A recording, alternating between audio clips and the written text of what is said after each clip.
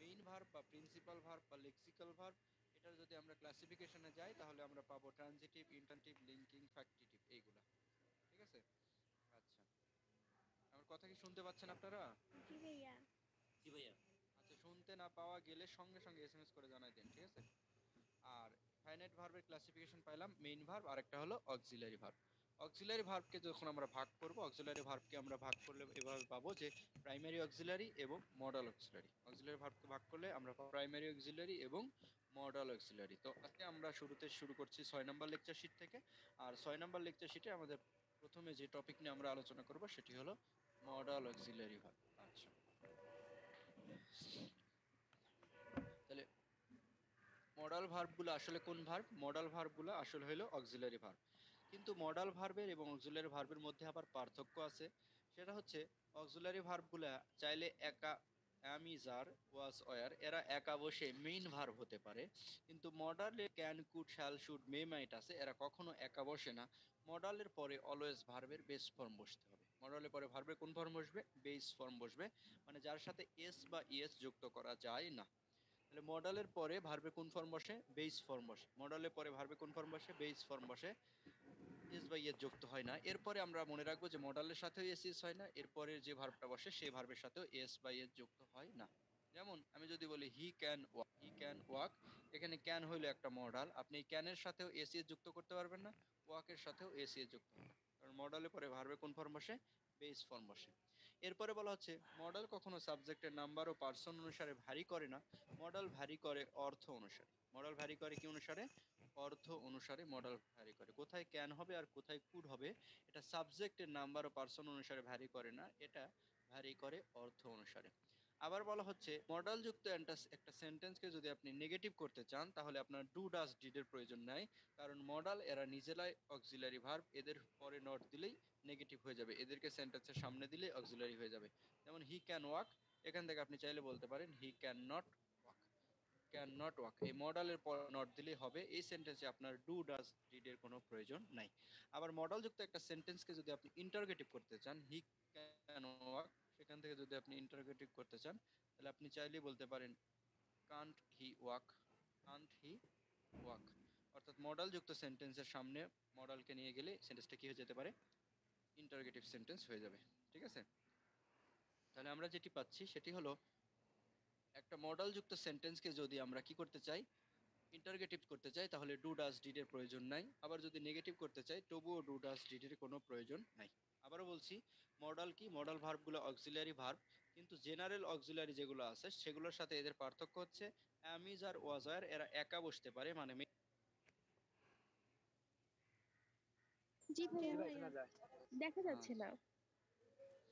দেখা যাচ্ছে না? না ভাইয়া। না, স্লাইডে দেখা যায় তো। অন্ধকার। কি দেখা যাচ্ছে না? আপনাকে। ওই দেখা যায় তো। দেখা তো যাওয়ার কথা। আচ্ছা, জি ভাই এবারে দেখা দেখি। যাচ্ছে। দেখতে পাই ভাই, দেখতে পাই না। বলতেছে he needs dash his hair, he needs dash his hair, এখানে নিড এর সাথে এস আছে, তার মানে নিড হলো একটা মেইন ভার্ব। এই ভার্বের পরে এখানে কাট হবে না টু কাট হবে না কাটিং হবে, কি হবে? অপশনে দেওয়া আছে চারটা, কারণ আপনার জানতে হবে কি হবে। কে পারবে? কি হবে বলেন তো? টু কাট। আচ্ছা, বলা হচ্ছে হিটস ভার্বের সাথে এস আছে। আপনার এখন দেখতে হবে এখানে সাবজেক্ট কি আছে। সাবজেক্ট আছে হি, সাবজেক্ট কি আছে? হি। হি হইলো একটা ব্যক্তি, হি হইলো একটা ব্যক্তি, ব্যক্তির প্রাণ আছে, চেতনা আছে। হি হইলো অ্যানিমেট সাবজেক্ট। এখন বলা হচ্ছে হি ড্যাশ হিজ হেয়ার, মানে তার চুল কাটা প্রয়োজন, চুল কাটা দরকার। আপনার জানতে হবে যে এই চুলটা কে কাটে? ব্যক্তি চুলকে কাটে না চুল ব্যক্তিকে কাটে? বলেন তো কোনটা হয়? ব্যক্তির ব্যক্তি চুলকে কাটে। চুলকে ব্যক্তি কাটে। চুলকে কাটে, ব্যক্তির ডুয়ার। কাজটা করার সামর্থ্য আছে, ব্যক্তি হইলো ডুয়ার। এগুলো আপনাদের 9 নম্বর লেকচার শিটে পড়ানো হয়েছিল। যদি এখানে ব্যক্তি থাকে, অ্যানিমেট থাকে, যদি ডুয়ার থাকে, সেক্ষেত্রে রুলসটা হলো টু প্লাস ভার্বে বেস ফর্ম। টু প্লাস ভার্বে কোন ফর্ম? Base form. এজন্য বলতেছে he needs to cut his hair, he needs to cut his hair. তাহলে রুলসটা কি? বলা হচ্ছে নিড যদি কোনো একটা সেন্টেন্সের, চাইলে লিখে রাখতে পারে, নিড যদি কোনো একটা সেন্টেন্সের মেইন ভার্ব হিসেবে বসে, এই মেইন ভার্বের সামনে যে সাবজেক্টটা থাকবে সেই সাবজেক্টটা যদি ব্যক্তি হয়, সেই সাবজেক্টটা যদি অ্যানিমেট হয়, বা সেই সাবজেক্টটা মানে চেতনা আছে, প্রাণ আছে, অথবা সাবজেক্টটা যদি ডুয়ার হয়, তাহলে এক্ষেত্রে নিডের পরে আমরা ইউজ করব টু প্লাস ভার্বে হি নিডস হিজ ক্লোথস। আচ্ছা, ব্র্যাকেটে আপনাকে মনে করেন এখানে দিয়ে রাখছে ওয়াশ, ওয়াশ, ওয়াশ দেওয়া হলো, এই নিচের সেন্টেন্সের জন্য ওয়াশ দেওয়া হয়েছে। কি অ্যান্সার হবে বলেন? হি needs dash to his, wash, কি টু হবে? ওয়াশ, টু আপনার চিন্তা ওয়াশ। করতে হবে যে এই সেন্টেন্সের নিডের সাথে এস আছে, তার মানে মেইন ভার্ব হিসেবে বসেছে, এর আগে একটা সাবজেক্ট আছে হি, আর এখানে আছে ক্লোথস। ওয়াশ মানে ধৌত করা, ওয়াশ মানে কি করা? ধৌত করা। আপনি বলবেন যে হি, এই ব্যক্তিটা ক্লোথ কি ওয়াশ করতে পারে নাকি পারে না? ব্যক্তির সামর্থ্য আছে নাকি নাই? ব্যক্তি যদি সামর্থ্য থাকে তাহলে ব্যক্তি হলো ডুয়ার। তাহলে হি এখানে কি? ডুয়ার। হি একটা ব্যক্তি, হি হলো অ্যানিমেট, তার প্রাণ আছে, চেতনা আছে। সুতরাং নিডের ক্ষেত্রে আমরা জানলাম যদি ব্যক্তি থাকে, অ্যানিমেট থাকে, বা যদি ডুয়ার থাকে, তাহলে আমরা ইউজ করব টু প্লাস ভার্বের কোন? Base form. তাহলে he needs to wash his clothes. কি বোঝাতে পারলাম কি? জি ভাইয়া। আচ্ছা, এখন বলতেছে যদি ব্যক্তি না থেকে যদি রিসিভার থাকে, ব্যক্তি না থেকে যদি কি থাকে? রিসিভার থাকে। যেমন বলতেছে হিজ হেয়ার, তারপর বলতেছে এরকম needs dash, his hair needs dash. আবারও এখানে অপশনে আছে cut, his hair needs dash. কি হবে এবারে? বিচ্ছিরি। এখন বলা হচ্ছে যদি কোনো একটা সেন্টেন্সে নিড মেইন ভার্ব হিসেবে থাকে, কোন ভার্ব হিসেবে আছে? মেইন ভার্ব হিসেবে থাকে। নিড কি হিসেবে থাকবে? মেইন ভার্ব হিসেবে থাকবে। তবে এর সামনে দেখবো সাবজেক্ট কি আছে। এর সামনে যে সাবজেক্ট আছে সেই সাবজেক্ট যদি ব্যক্তি না হয়ে বস্তু হয়, কি হয়? বস্তু হয়, অথবা রিসিভার হয়। রিসিভার যে কাজটা করতে পারবে না। ব্যক্তি না হয়ে কি আছে? বস্তু আছে, অথবা কি আছে? রিসিভার আছে। ঠিক আছে? দুইটা রুলের মধ্যে কিন্তু পার্থক্য আছে। পার্থক্যটা কি? বলা হচ্ছে নিড কোন একটা সেন্টেন্সে মেইন ভার্ব হিসেবে বসেছে। আগের বারে ছিল কি? সাবজেক্টের জায়গায় ছিল ব্যক্তি, এবারে সাবজেক্টের জায়গায় ব্যক্তি থাকবে না, সাবজেক্টের জায়গায় আছে বস্তু।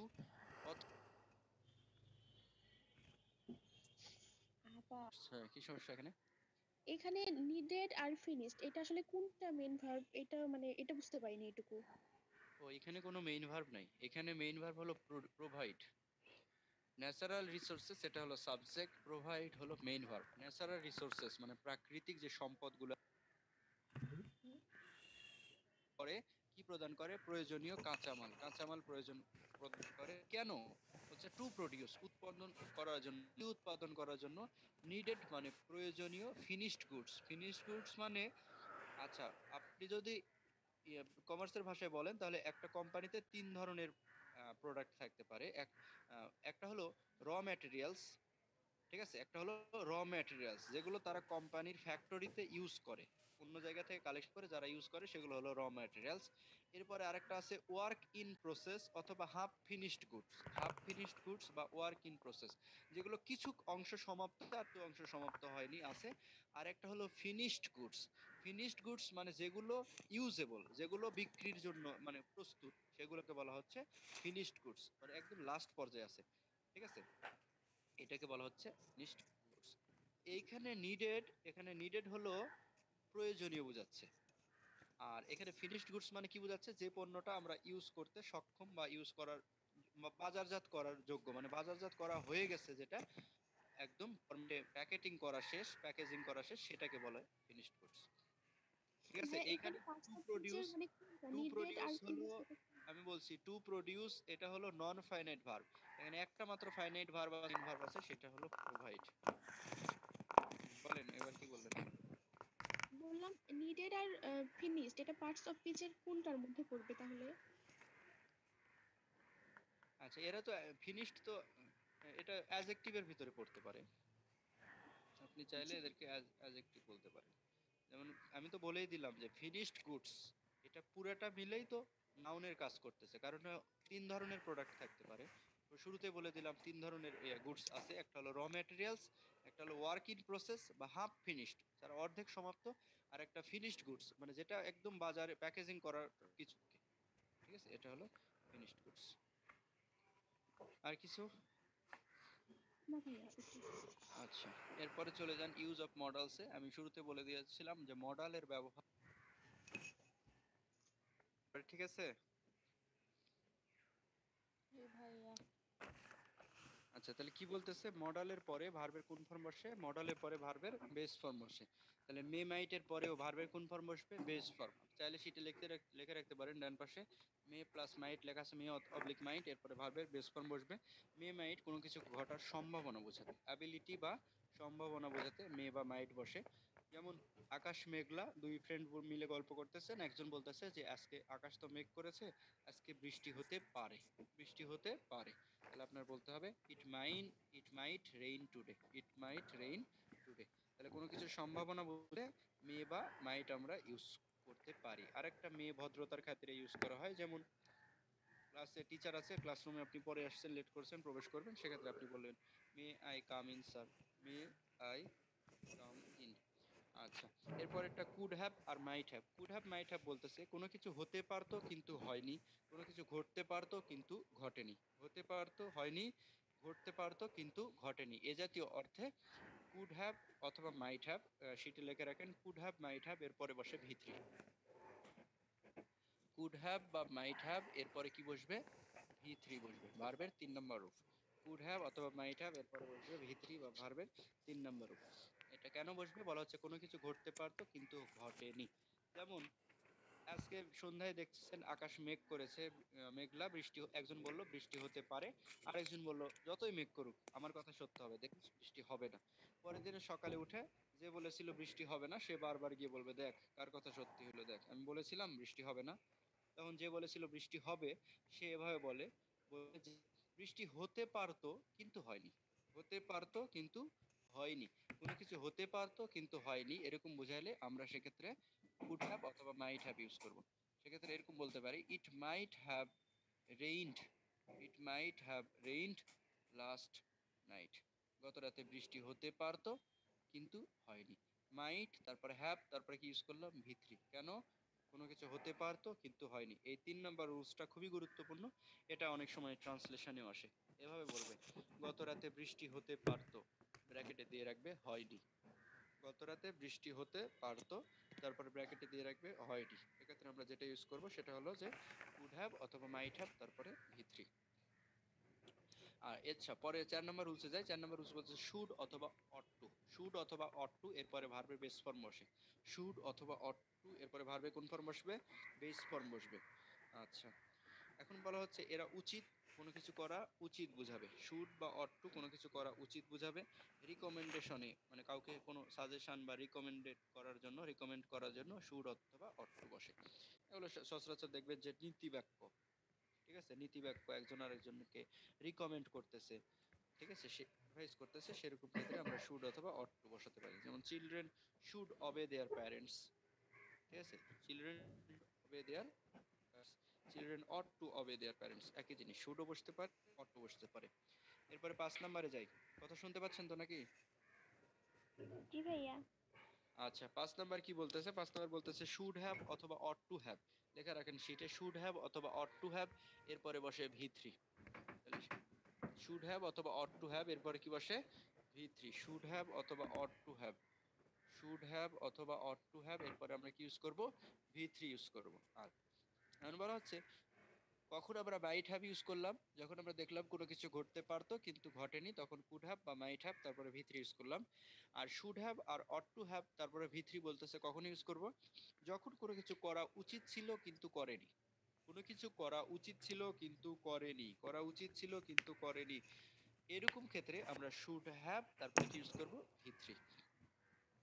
যেমন দেখেন you should have gone early, you should have gone early, তোমার আরো আগে যাওয়া উচিত ছিল, তার মানে কি সে এখনো যায়নি। এরপরে বলতেছে you should not have called me yesterday, you should not have called me yesterday, তোমার গতকাল আমাকে কল দেওয়া উচিত হয়নি। তাহলে কোনো কিছু করা উচিত ছিল কিন্তু করেনি, এরকম যদি মিনিং দিতে চাই তখন আমরা ইউজ করব শুড তারপরে হ্যাভ তারপরে ভি3। আচ্ছা, এরপরেরটা যাই, আছে মাস্ট। মাস্ট বলতেছে কমপ্লিট অব্লিগেশন, সম্পূর্ণ বাধ্যবাধকতা অথবা লজিক্যাল ডিসিশন। লজিক্যাল ডিসিশন, কোনো একটা ঘটনার পিছনে যুক্তি থাকতে হবে, লজিক থাকতে হবে, এরকম ক্ষেত্রে আমরা মাস্ট ইউজ করি। লেখা রাখেন মাস্টের পরে ভার্বের বেস ফর্ম বসে। মাস্টের পরে ভার্বে কোন ফর্ম বসে? বেস ফর্ম বসে। আচ্ছা, বলা হচ্ছে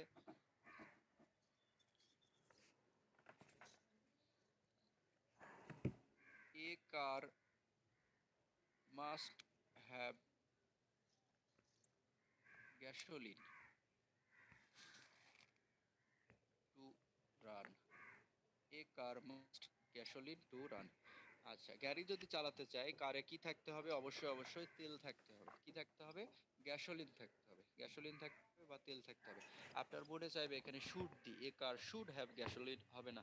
আপনার বলতে হবে এ কার মাস্ট হ্যাভ গ্যাসোলিন। অবশ্যই অবশ্যই থাকতে হবে। এখানে মাস্ট হইলো মডাল আর হ্যাভ হইলো মেইন ভার্ব। অনেকে আবার হ্যাভের পরে ভি3 খুঁজতে যাবেন, কিন্তু ভি3 নাই, অবাক হওয়ার কিছু নাই। হ্যাভ হলো মেইন ভার্ব। হ্যাভ কোন ভার্ব? Main verb. Have, has, had এদের বেস ফর্ম হইলো হ্যাভ। জানেন তো নাকি? জি ভাইয়া। হ্যাভ, হ্যাজ, হ্যাড এদের বেস ফর্ম কি? হ্যাভ।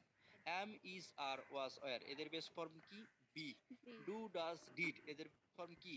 ডু। ডু।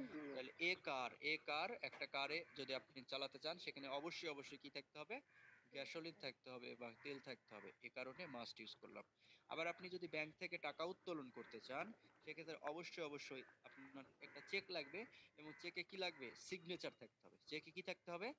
সিগনেচার থাকবে। এরকম বলবে one must SIGN sign, one must sign a cheque. শুনতে পাচ্ছেন তো নাকি? জি ভাইয়া। আচ্ছা, তাহলে কি বলতেছে? One must sign a cheque. Must এরপরে কি ভার্বে কোন ফর্ম? Base form. One must sign a cheque before one cash থেকে হবে ক্যাশেস। এই যে ওয়ান যদি সাবজেক্ট হয় ভার্বটা কি হয়? সিঙ্গুলার। এজন্য ক্যাশ থেকে কি হলো? ক্যাশেস। আর এখানে ওয়ান থেকে মাস্ট, মাস্টের পরে ভার্বে কোন ফর্ম? Base form. কেননা সিগনেচার ছাড়া টাকা দিবে না, এটা হলো লজিক আছে, যুক্তি আছে। যদি আপনি কমপ্লিট অব্লিগেশন মানে এটা কাজটা সিগনেচার দিতে সম্পূর্ণরূপে বাধ্য, কমপ্লিট অব্লিগেশন অথবা লজিক্যাল ডিসিশন বোঝাতে, তাহলে মাস্টের পরে ভার্বে কোন ফর্ম বসে? Base form. বেস ফর্ম বসে। আচ্ছা, এরপরে মাস্ট হ্যাভ, সেটা লেখা আছে মাস্ট হ্যাভ, আপনারা লেখা রাখেন মাস্ট হ্যাভ এর পরে ভি3 বসবে। মাস্ট হ্যাভ এর পরে কি বসবে? ভি3। মাস্ট হ্যাভ এর পরে বসবে ভি3।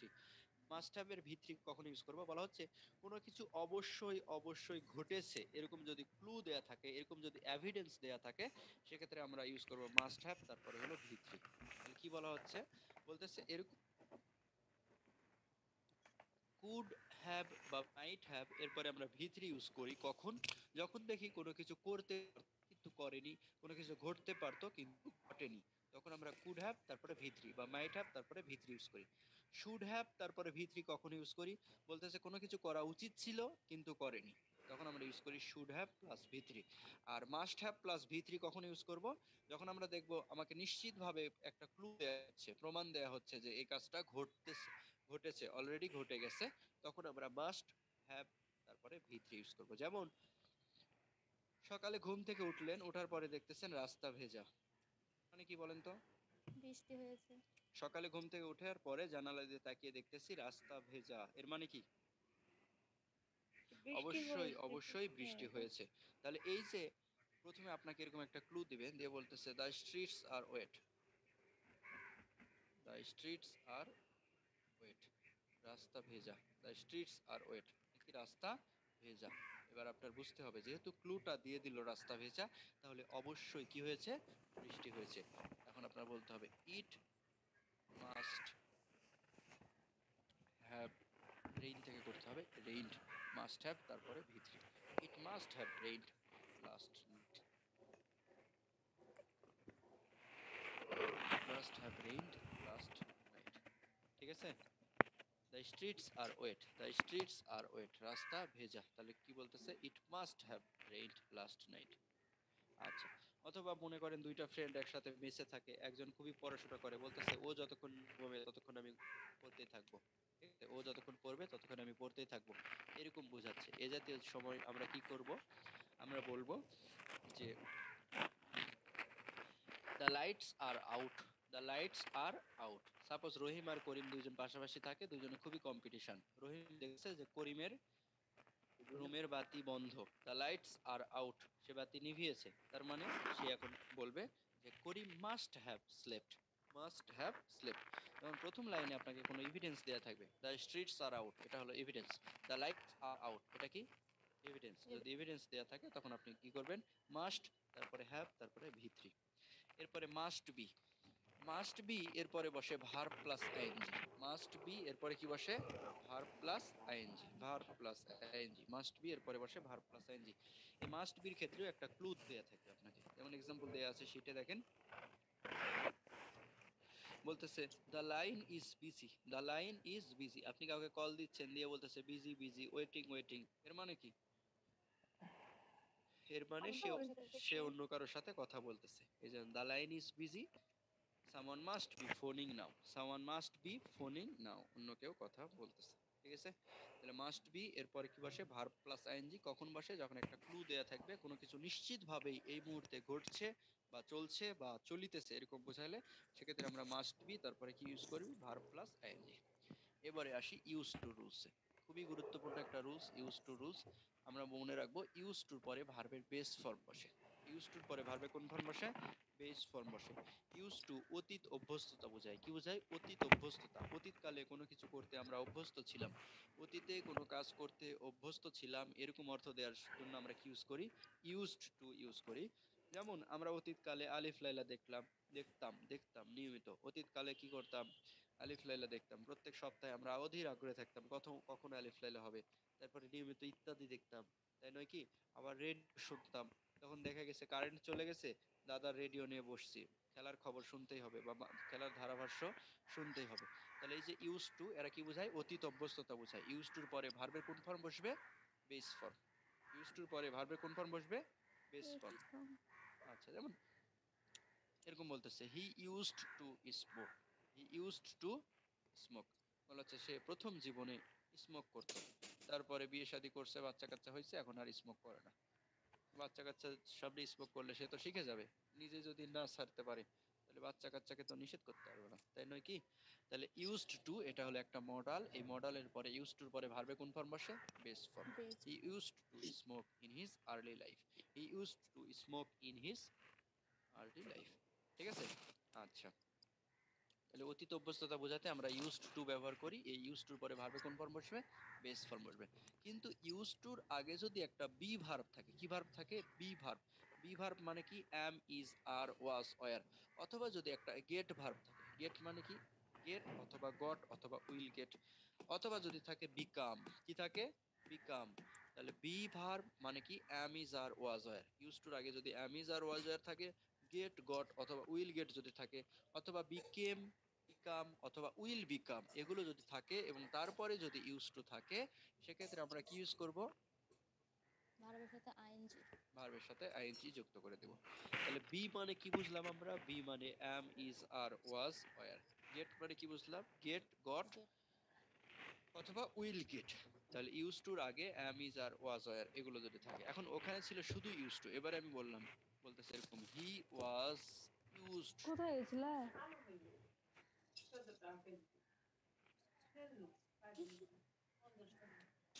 আচ্ছা, তাহলে ওয়াজ আছে, ওয়াজ। ইউজ টু তার আগে am, is, are, was, wire এগুলো যদি থাকে, তাহলে স্মোক থেকে কি করতে হবে, স্মোকিং। স্মোক থেকে কি করতে হবে, স্মোকিং। স্মোকিং। আগে পড়াশোনা করতো, এখন আর পড়াশোনা করে না, এখন সব সময় শুধু মোবাইল নিয়ে বিজি থাকে। তাহলে এরকম বলবে, he was used to studying, he was used to studying. Study. ঠিক আছে, এখন বলতেছে মেসে পাঠাইছেন ছেলেকে, সাবধান, ছেলে কার সাথে মিশতেছে না মিশতেছে একটু লক্ষ্য রাখবেন, কারণ এমন কারো পোলাপানের সাথে মিশবে তখন নষ্ট হয়ে যাবে। তাহলে বলতেছে he will become used to, he will become used to smoking. ফ্রেন্ডের পাল্লায় পরে সে কি করতে পারে, স্মোক করতে পারে। অথবা he got used to, get থেকে গট। তাহলে am, is, are, was, were, get, got, will get, become, became অথবা উইল বিকাম, এরপরে যদি ইউজ টু থাকে তারপরে আমরা ভার্বের কি করব, ভার্ব প্লাস আইএনজি যুক্ত করে দেব। ঠিক আছে, আচ্ছা। এখান থেকে আর কারো কোনো প্রশ্ন আছে? 13 নম্বর ভাইয়া। কয় নাম্বার, 13 নাম্বার। আচ্ছা, 13 13 নম্বর নম্বর প্রশ্নটা ভাইয়া। হ্যাঁ, 13 নম্বর প্রশ্নে তো অ্যান্সার ফুল আছে মনে হচ্ছে না। সবটি ডি নাম্বার প্রথম কার্ডটা ভাইয়া। আচ্ছা, 13 নম্বর প্রশ্নে যেটা অ্যান্সার হওয়া উচিত সেটা মনে হচ্ছে বি নাম্বার অ্যান্সার হতে পারে। এটা হচ্ছে ইউজ টু। বি নাম্বারে দেখেন ওয়াজ আছে, কি আছে, ওয়াজ ওয়াজ আছে, নট verb। থাক না থাক তাতে আমার কিছু যায় আসে না। তারপরে আছে ইউজড টু, তারপর আছে গিভ থেকে কি আছে, গিভিং। গিভ থেকে কি আছে, গিভিং। যদিও বানানটা ভুল করছে, একটা এন টাইপিং মিস্টেক, ওই এনটা কেটে দেন। তাহলে কি, Simanta was not used to giving public speech comfortably, but after joining here he got used to it. ঠিক আছে। বি নাম্বার সমস্যা আছে ভাইয়া। লাস্টে যে বলছে হি গট ইউজ টু ইট, আমরা জানি তো মানে ইউজ টু আগে যদি গেট থাকে বা গট থাকে তাহলে ভার্বের সাথে আইএনজি হবে, এখানে তো কোনো ভার্বই নাই। ভার্বই নাই, কিন্তু এখানে অন্যটাতে ভার্ব যে নাই কোনো তাই পার্টে তো। ঠিক নাই। গট ইউজ টু ইট হতে পারে, goat use to doing it লাগতো। ঠিক আছে, এই তো কি জি ডুইং ভাইয়া, ইট জি লাগতো, ভাইয়া। কিন্তু অন্য কোনোটাতে কি ডি কারেক্ট নাম্বারে আছে? ডুইং ইট আছে, ডি দুই নাম্বার নাম্বারটা, ডুইং ইট আছে। ভাইয়া ডি হ্যাঁ, নাম্বার ডুইং ইট আছে তো। কিন্তু ওখানে গিভেন প্রথম আছে না, পার্টে ভুল গিভিং তো হয়। নাই, হ্যাঁ প্রথম পার্টে ভুল আছে না। জি ভাইয়া, হ্যাঁ, প্রথম হ্যাঁ। গিভিং হ্যাঁ নাই। জি। হ্যাঁ, তাহলে সবচেয়ে একটা একটা ভুল আছে ভাইয়া। হ্যাঁ, এই বি তাহলে ভাই নাম্বারটাই এটা বেশি, হবে না। বি নাম্বারটাই কাছাকাছি আছে, বি নাম্বার অ্যান্সার করতে পারবেন, সমস্যা নেই। আর কিছু? যদি ওই একটা আই এর পর যেটা আছে ওটা কার কেটে দিলেই তো হয়ে যাবে। হ্যাঁ, ভাই ডি নাম্বারতে গিভ আছে, গিভেন আছে, ওখানে আইএনজি যোগ করলে হয়ে গেছে আর কি। ওটা যদি আই এর পূর্ব পরে যেটা আছে ওটার ভিতরে কেটে ওটা দিলেই আপনাকে আমি হবে। বুঝাচ্ছি যেটি, সেটা হচ্ছে চারটা অপশন যখন দেয়া থাকবে, আপনি কি ওই ভার্সিটির ভিসি স্যারকে বলবেন, ভিসি স্যার চারটার মধ্যে কোনোটাই কারেক্ট না, এই যে এটা কারেক্ট করে দিলাম, দিয়ে এটা অ্যান্সার করলাম, আপনি কি বলতে পারবেন পরীক্ষার খাতায়? সব কিছু অবশ্যই না। বলতে হয় সেটা। সম্ভব না। হ্যাঁ, তার মানে চারটার মধ্যে যেটা কাছাকাছি সেটা অ্যান্সার নিতে হবে। আমি বলে দিচ্ছি বিটা কাছাকাছি আছে। ঠিক আছে, আর বাকিটা আপনাদের ইচ্ছে, আপনারা ওটাকে কারেকশন করে ভিসি স্যারকে বলবেন, না এখানে কারেকশন করে নেবেন, সেটা আপনাদের বিষয়। এরপরে এমন 11 হলে নম্বর দিবই রুলসে না। যাই। 11 নম্বর রুলস বলতেছে কাউকে উপদেশ দেওয়ার ক্ষেত্রে হ্যাড বেটার ব্যবহৃত হয়। উপদেশ দেওয়ার ক্ষেত্রে কি হয়, হ্যাড বেটার ব্যবহৃত হয়, হ্যাড বেটার ব্যবহৃত হয়। মনে করেন 0 পয়েন্টে জটলা বাজছে, আপনি সেখানে গেলেন, গিয়ে দেখতেছেন আপনার বন্ধু গল্প দিচ্ছে আর বলতেছে, কেবলই একটা মারামারি হইলো, ওই যে আমার প্রতিপক্ষ যে ছিল তাকে আচ্ছা মতো দিলাম। কারণ আপনি বলবেন মারছিস আর মার খাইছিস সেটা বড় কথা না, এখন এখান থেকে যা, তোমার বরং এখান থেকে যাওয়াই ভালো, তোমার বরং এখান থেকে কি করা ভালো, যাওয়াই ভালো। তাহলে হ্যাড বেটার, হ্যাড বেটারের পরে ভার্বের কোন ফর্ম বসে, বেস ফর্ম বসে। আপনি আপনার বন্ধুকে বলবেন এভাবে, you had better leave the place.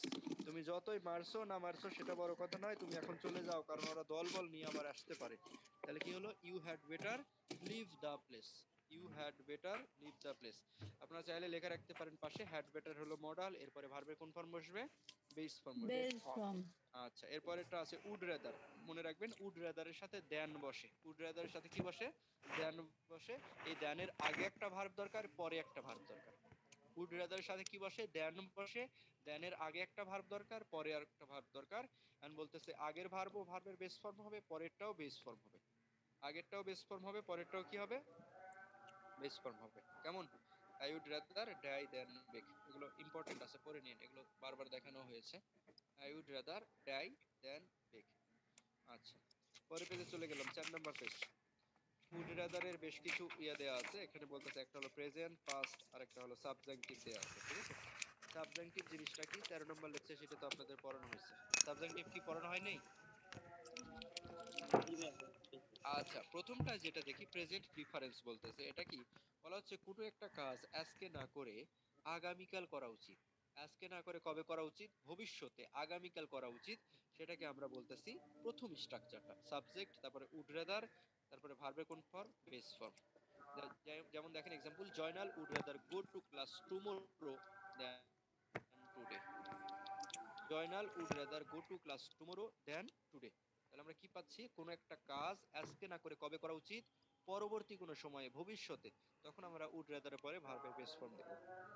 2 number স্ট্রাকচারে যান। 2 নাম্বার ভাইয়া স্ট্রাকচার টুডে কি বলতে, ভার্ব? হ্যাঁ, টুডে তো ভার্ব না। টুডে কেন ভার্ব হবে? দেখতো আপনি যে গো বললেন ভার্ব। দেনের আগে পরে ভার্ব, কোন রুলসের দেনের সাথে কোন রুলসের সাথে কোন রুলস মিলাচ্ছে আল্লাহ। এই আগের রুলস আর এই 11 নম্বর, এখন কি আমি 11 নম্বর রুলস পড়াচ্ছি, না আমি পরের পেজে গেছি? দেন কিন্তু উড্রেদারই তো আছে। উড রাদার আছে, উড রাদারের পরে একটা ভার্ব আছে, এখানে তুলনা হচ্ছে টুমোরোর সাথে টুডের তুলনা হচ্ছে। এখানে ভার্বের সাথে ভার্বের তুলনা, এখানে একটা আছে টুমোরো আর একটা কি আছে, টুডে। টুডে। বুঝতে পারছেন এবারে? আচ্ছা, আচ্ছা, এরপর পরের সেন্টেন্সটা যায়, পরের সেন্টেন্সটা বলতেছে কোনো একটা কাজ অতীতে করা উচিত ছিল আজকে না করে। কবে করা উচিত ছিল? বর্তমান কালে না করে অতীতে করা উচিত ছিল। বর্তমানে না করে অতীতে করা উচিত ছিল, এটাকে বলা হচ্ছে পাস্ট প্রিফারেন্স। যদি পাস্ট প্রিফারেন্স থাকবে তাহলে উড রাদারের পরে ভি থ্রি, উড রাদার তারপরে হ্যাভ তারপরে হবে ভি থ্রি। উড রাদার তারপরে হ্যাভ তারপরে কি হবে? V three. যেমন এক্সাম্পলটা পড়েন, বলতেছে John would rather have gone to class yesterday than today. বলা হচ্ছে জন তুমি আজকে ক্লাসে আসছো কেন, তোমার বরং গতকালে যাওয়া উচিত ছিল। ক্লাসটা কবে করা উচিত ছিল? গতকালে করা উচিত ছিল। সে কি আর করতে পারবে? পারবে না। ফলে হচ্ছে এরকম ক্ষেত্রে পাস্ট প্রিফারেন্স, বর্তমানে না করে অতীতে করা উচিত ছিল, এরকম বুঝাইলে উড রাদারের পরে হ্যাভ তারপরে ভি থ্রি। আর বর্তমানে না করে ভবিষ্যতে করা উচিত, ভবিষ্যতে করা উচিত এরকম যদি বোঝায় তাহলে উড রাদারের পরে ভার্বের বেস ফর্ম। আর নিচে যেটা আছে সেটা গুরুত্বপূর্ণ মোটামুটি, সেটা বলতেছে প্রেজেন্ট সাবজাংটিভ। উড রাদারের পরে কি বসবে? Present subjunctive. বলা হচ্ছে উড রাদার দুটা স্ট্রাকচারের মধ্যে পার্থক্য আছে। আগে থাকবে একটা সাবজেক্ট, তারপরে থাকবে উড রাদার, তারপরে থাকবে দ্যাট। এতক্ষণ কোন সেন্টেন্সে কি দ্যাট না। ছিল? এই না ভাই। না। না। জি ভাই। এবারে নতুন করে কি চলে আসছে? দ্যাট। এখন এই দ্যাটের পরে আবার আলাদা একটা সাবজেক্ট থাকবে। দ্যাটের পরে আলাদা একটা কি থাকবে? সাবজেক্ট থাকবে। এখন বলা হচ্ছে এই সাবজেক্ট যেই হোক না কেন, এইখানে ভার্বের কোন ফর্ম বসবে? Base form. ভার্বের কোন ফর্ম বসবে? Base form. যেমন 13 নম্বর লেকচার শিটে আপনাদের সাবজাংটিভ পড়াইলাম, mother suggested that, mother suggested that, দ্যাটের পরে আছে হি। এখন আপনি বলতে পারবেন না হি টেকস মেডিসিন, আপনাকে কি বলতে হবে? He take medicine, he take medicine. Clear? তাহলে উড রাদার এরপরে যখন দ্যাট থাকবে, এই দ্যাটের পরে যখন একটা সাবজেক্ট থাকবে তখন আমরা ভার্বের কোন ফর্ম ইউজ বেস বেস করব? ফর্ম। ফর্ম। ভার্বের ফর্ম। সাপোজ আপনাদের বাসায় একটা গেস্ট আসছে, আসছে আর যাই না, 7 দিন হয়ে যাচ্ছে, যাচ্ছে না। আপনার সবাই বিরক্ত হয়ে বলতেছেন আমি চাই এই বেটা আজকে ট্রেনেই যাক, এখন যে ট্রেনটা আছে এই ট্রেনেই যাক। তখন আপনারা বলবেন I would rather that, we would rather that, এরপরে he take this train. He takes বলতে পারবেন, আপনার কি বলতে হবে? He take this train. Takes করা যাবে না। কেন করা যাবে না? Base form. সাবজেক্টিভে ভার্বে কোন ফর্ম বসে? বেস ফর্ম বসে। কেন বেস ফর্ম বসে? কারণ সুর উজ্জ থাকে। 13 নম্বর জি লেকচার ভাইয়া। পড়াইলাম না, সাবজেক্টিভে কি উজ্জ থাকে? সুর উজ্জ থাকে। ঠিক আছে, এটা প্রেজেন্ট সাবজেক্টিভ। আচ্ছা, আবার যদি কাজটা ঘটা সম্ভব হয়, সে যদি কাজটা যদি বর্তমানে বা ভবিষ্যতে ঘটতে পারে, বা সে যদি যেতে পারে, তার যদি যাওয়ার সামর্থ্য থাকে, তাহলে আমরা করব ভার্বের বেস ফর্ম। কিন্তু সেটা যদি ঘটার সামর্থ্য না থাকে, সেটা যদি আনরিয়াল পাস্ট হয়ে যায়, কি হয়ে যায়? আনরিয়াল পাস্ট হয়ে যায়। আনরিয়াল পাস্ট হলে ভার্বে কয় নাম্বার দিব? 2 নাম্বার। ঠিক আছে, হ্যাঁ, একটু পরে সময়টা দিচ্ছি। বলতেছে সাবজেক্ট, তারপরে উড রাদার দ্যাট, তারপরে আবার সাবজেক্ট, তারপরে ভার্বের 2 দিব। ভার্বের 2 কখন দিব? যখন ঘটনাটা ঘটা সম্ভব না, ঘটনাটা কি আনরিয়াল পাস্ট। এটা শীটে নাই, লিখে দিচ্ছি, এটা খুবই গুরুত্বপূর্ণ, লিখে রাখেন। সাবজেক্ট রাদার, তারপরে আবার একটা সাবজেক্ট, তারপরে ভার্বের কয় নাম্বার? 2 নাম্বার। কখন? যখন ঘটনাটা ঘটা আর সম্ভব নয়, ঘটনাটা ঘটা আর কি নয়? সম্ভব নয়, কিন্তু ইচ্ছা পোষণ করতেছে, তখন আনরিয়াল পাস্টের ক্ষেত্রে ভার্বের 2 নাম্বার ইউজ করব। যেমন এরকম বলতেছে জন would rather that his wife dash in the same office. John would rather that his wife dash in the same office. এখন দেখেন, বলা হচ্ছে এখানে ভার্বের কোন ফর্ম হবে জানার জন্য আমার জানতে হবে, এখানে আছে would rather, তারপরে আছে that, তারপরে আছে his wife। বলা হচ্ছে জন একজন সরকারি চাকরিজীবী, সে সকালে ঘুম থেকে ওঠার পরে, মানে একটা সময় মতো তার ওয়াইফ রান্না বান্না করে, করার পরে এক ক্যারিয়ার টিফিন ক্যারিয়ারে করে তার ওয়াইফ নিজের জন্য খাবার রাখে, আর একটাতে জন রাখে। কারণ দুইজনই সরকারি চাকরিজীবী, দুইজন দুইটা আলাদা দিকে যায়, আলাদা পথে যায়, আলাদা অফিসে যায়। ঠিক আছে, জনও চাকরিজীবী, জনের ওয়াইফও সরকারি চাকরিজীবী, তাহলে দুইজন দুই দিকে যায়। এখন এইটা দেখে জন মনে মনে ভাবতেছে, ইস, আমরা যদি দুইজন একই অফিসে জব করতাম, আমরা যদি দুইজন একই অফিসে জব করতাম। এবার বলেন এটা কি বাস্তব? না। এই যে না। করতাম, খাইতাম, যাইতাম, এটা হলো পাস্ট, কিন্তু তারা একই অফিসে জব করে না, এটা হলো আনরিয়াল পাস্ট। কি বললাম? Unreal past. এই কল্পনা। আনরিয়াল পাস্টের ক্ষেত্রে ওয়ার্ক, হ্যাঁ, কল্পনা করতেছে, ইচ্ছা পোষণ করতেছে। আনরিয়াল পাস্টের ক্ষেত্রে ভার্বে কয় number? 2 number. Subject would rather that, এরপরে একটা সাবজেক্ট যেটাই থাকুক না কেন, ভার্বের 2 নাম্বার হবে কখন? যখন ঘটনাটা বোঝাবে unreal past. unreal past. John would rather that his wife worked in the same office. ওকে, আর কারো কোনো প্রশ্ন? 30 নম্বর প্রশ্নটা বুঝি না।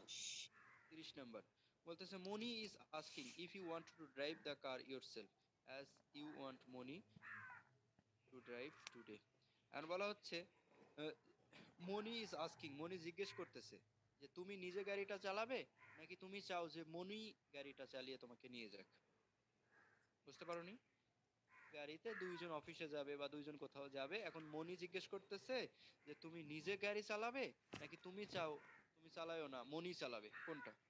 ঠিক আছে, তাহলে আই উড রাদার কি দেওয়া আছে এখানে? You drive. আচ্ছা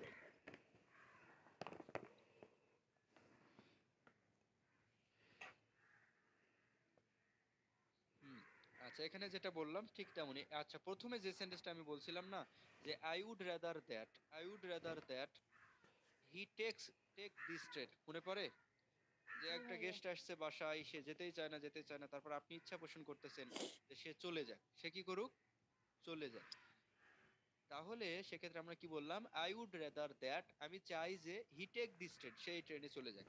আর বলতেছে as you want Moni to drive today, as you want Moni to drive today, as যেহেতু তুমি চাও মনি আজকে ড্রাইভ করবে, আজকে কে ড্রাইভ করবে? মনি ড্রাইভ করবে, সেহেতু তুমি সেন্টেন্সটা কি বলবা? তুমি বলবা I would rather you drive, I would rather that you drive, that থাকতেও পারে নাও পারে। তাহলে কি বলতেছে? I would rather that you drive, আমি চাই যে তুমি ড্রাইভ করো।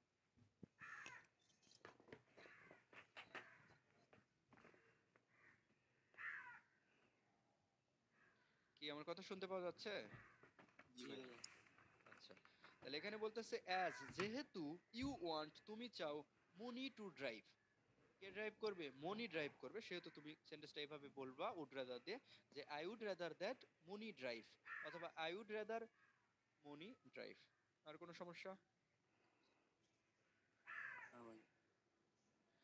আচ্ছা তাহলে আমরা নামাজের ব্রেক দিই, ঠিক আছে? এখন বাজে 4টা 10, ঠিক 4টা 20-এ আমরা আবার শুরু করব, কেমন?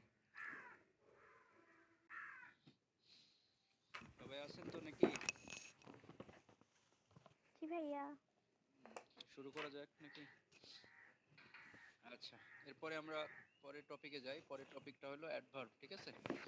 অ্যাডভার্ব কি? 1 নম্বর লেকচার শিটে আমরা আলোচনা করেছিলাম যে adverb is a modify word. Adverb কি করে? মডিফাই করে, ঠিক আছে? অ্যাডভার্ব কি word? Adverb is a modifying word. Adverb is a modifying word. অ্যাডভার্বের কাজ হলো মডিফাই করা। আচ্ছা,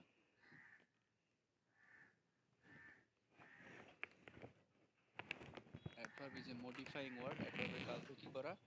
মডিফাই করা। Adverb is a modifying word. অ্যাডভার্বের কাজ হলো মডিফাই করা।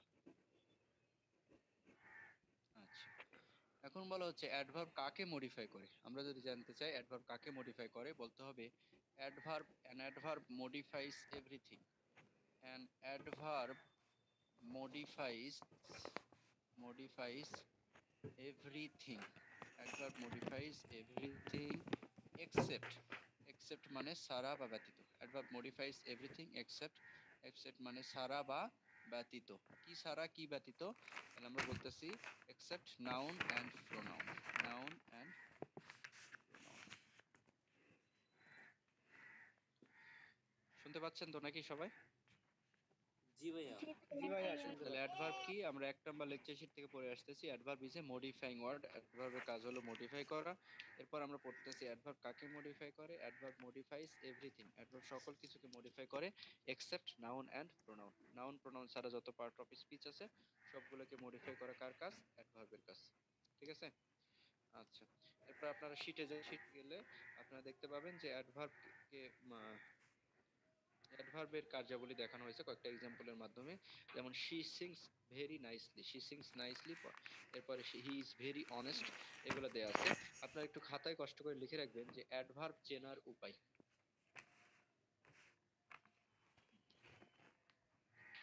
ঠিক আছে? সবাই খাতায় একটু লিখবে যে অ্যাডভার্ব চেনার উপায়। অ্যাডভার্ব অ্যাডভার্ব চেনার উপায়, আমরা কিভাবে একটা সেন্টেন্স থেকে অ্যাডভার্ব খুঁজে বের করব, কিভাবে অ্যাডভার্ব শনাক্ত করব, ঠিক আছে? তাহলে কি বললাম, অ্যাডভার্ব চেনার উপায়। শুনতে পাচ্ছেন তো নাকি? জি ভাইয়া। আচ্ছা, লেখেন কোন সেন্টেন্সের ভার্বকে, আপনি যদি অ্যাডভার্ব চিনতে চান তাহলে আপনার কোন সেন্টেন্সের ভার্বকে কোশ্চেন করতে হয়। সবাই লিখবেন কোন সেন্টেন্সের ভার্বকে, কোন সেন্টেন্স এর ভার্বকে কোথায়, কখন, কেন, কিভাবে, কি জন্য, কি উদ্দেশ্যে, এরপরে হলো কি শর্তে। কোন সেন্টেন্সের ভার্বকে কোথায়, কখন, কেন, কিভাবে, কি জন্য, কি উদ্দেশ্যে, কি শর্তে, এগুলো দ্বারা কোশ্চেন করলে অ্যাডভার্ব পাওয়া যায়। এগুলো দ্বারা কোশ্চেন করলে অ্যাডভার্ব পাওয়া যায়। তাহলে আমরা অ্যাডভার্ব চেনার উপায় কি পারলাম? অ্যাডভার্ব চেনার উপায় পেলাম কোন সেন্টেন্সের ভার্বকে কোথায়, কখন, কেন, কিভাবে, কি জন্য, কি উদ্দেশ্যে, কি শর্তে, এগুলো দ্বারা কোশ্চেন করলে আমরা অ্যাডভার্ব পাবো, ঠিক আছে? কোন সেন্টেন্সের ভার্বকে কোথায়, কখন, কেন, কিভাবে, কি জন্য, কি উদ্দেশ্যে, কি শর্তে, এগুলো দ্বারা কোশ্চেন করলে কি পাওয়া যায়? অ্যাডভার্ব পাওয়া যায়।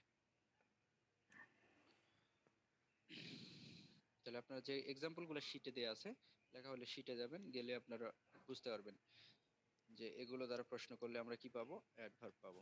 আর অ্যাডভার্বের কাজ কি? অ্যাডভার্বের কাজ হলো মডিফাই করা। Adverb modifies everything except noun and pronoun. Noun আর প্রোনাউন ছাড়া যত পার্ট অফ স্পিচ আছে সবাইকে অ্যাডভার্ব মডিফাই করতে পারে, ঠিক আছে?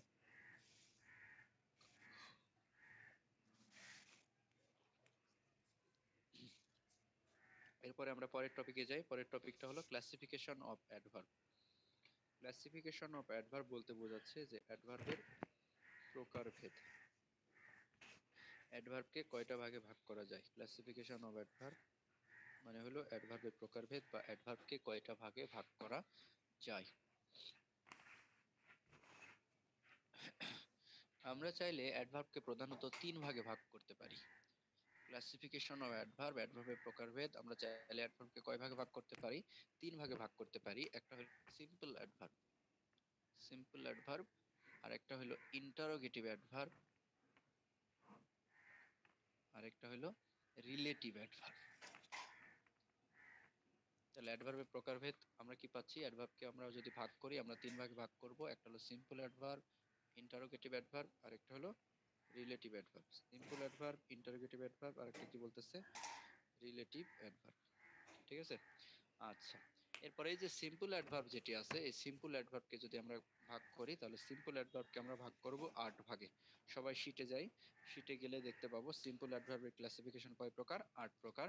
প্রথমে দেয়া আছে অ্যাডভার্ব অফ টাইম, পাশে আপনার চাইলে লেখা রাখতে পারেন কখন। কখন দ্বারা প্রশ্ন করলে আপনারা অ্যাডভার্ব অফ টাইম পাবেন। এরপরে অ্যাডভার্ব অফ ম্যানার, আপনি প্রশ্ন করবেন কিভাবে, যে একটা কাজটা হয়, কাজটা কিভাবে সম্পন্ন হয়। এরপরে আছে অ্যাডভার্ব অফ প্লেস, প্রশ্ন করবেন কোথায়, কোথায় কাজটা হয়। এরপরে অ্যাডভার্ব অফ ফ্রিকোয়েন্সি, প্রশ্ন করবেন কতবার, কতবার। অ্যাডভার্ব অফ ফ্রিকোয়েন্সি, আপনি প্রশ্ন করবেন যে কতবার কাজটা যে হয়, কাজটা কতবার হয়। এরপরে অ্যাডভার্ব অফ ডিগ্রি, এখানে আপনারা প্রশ্ন করতে পারেন কত কম, কত বেশি, কত কত বেশি।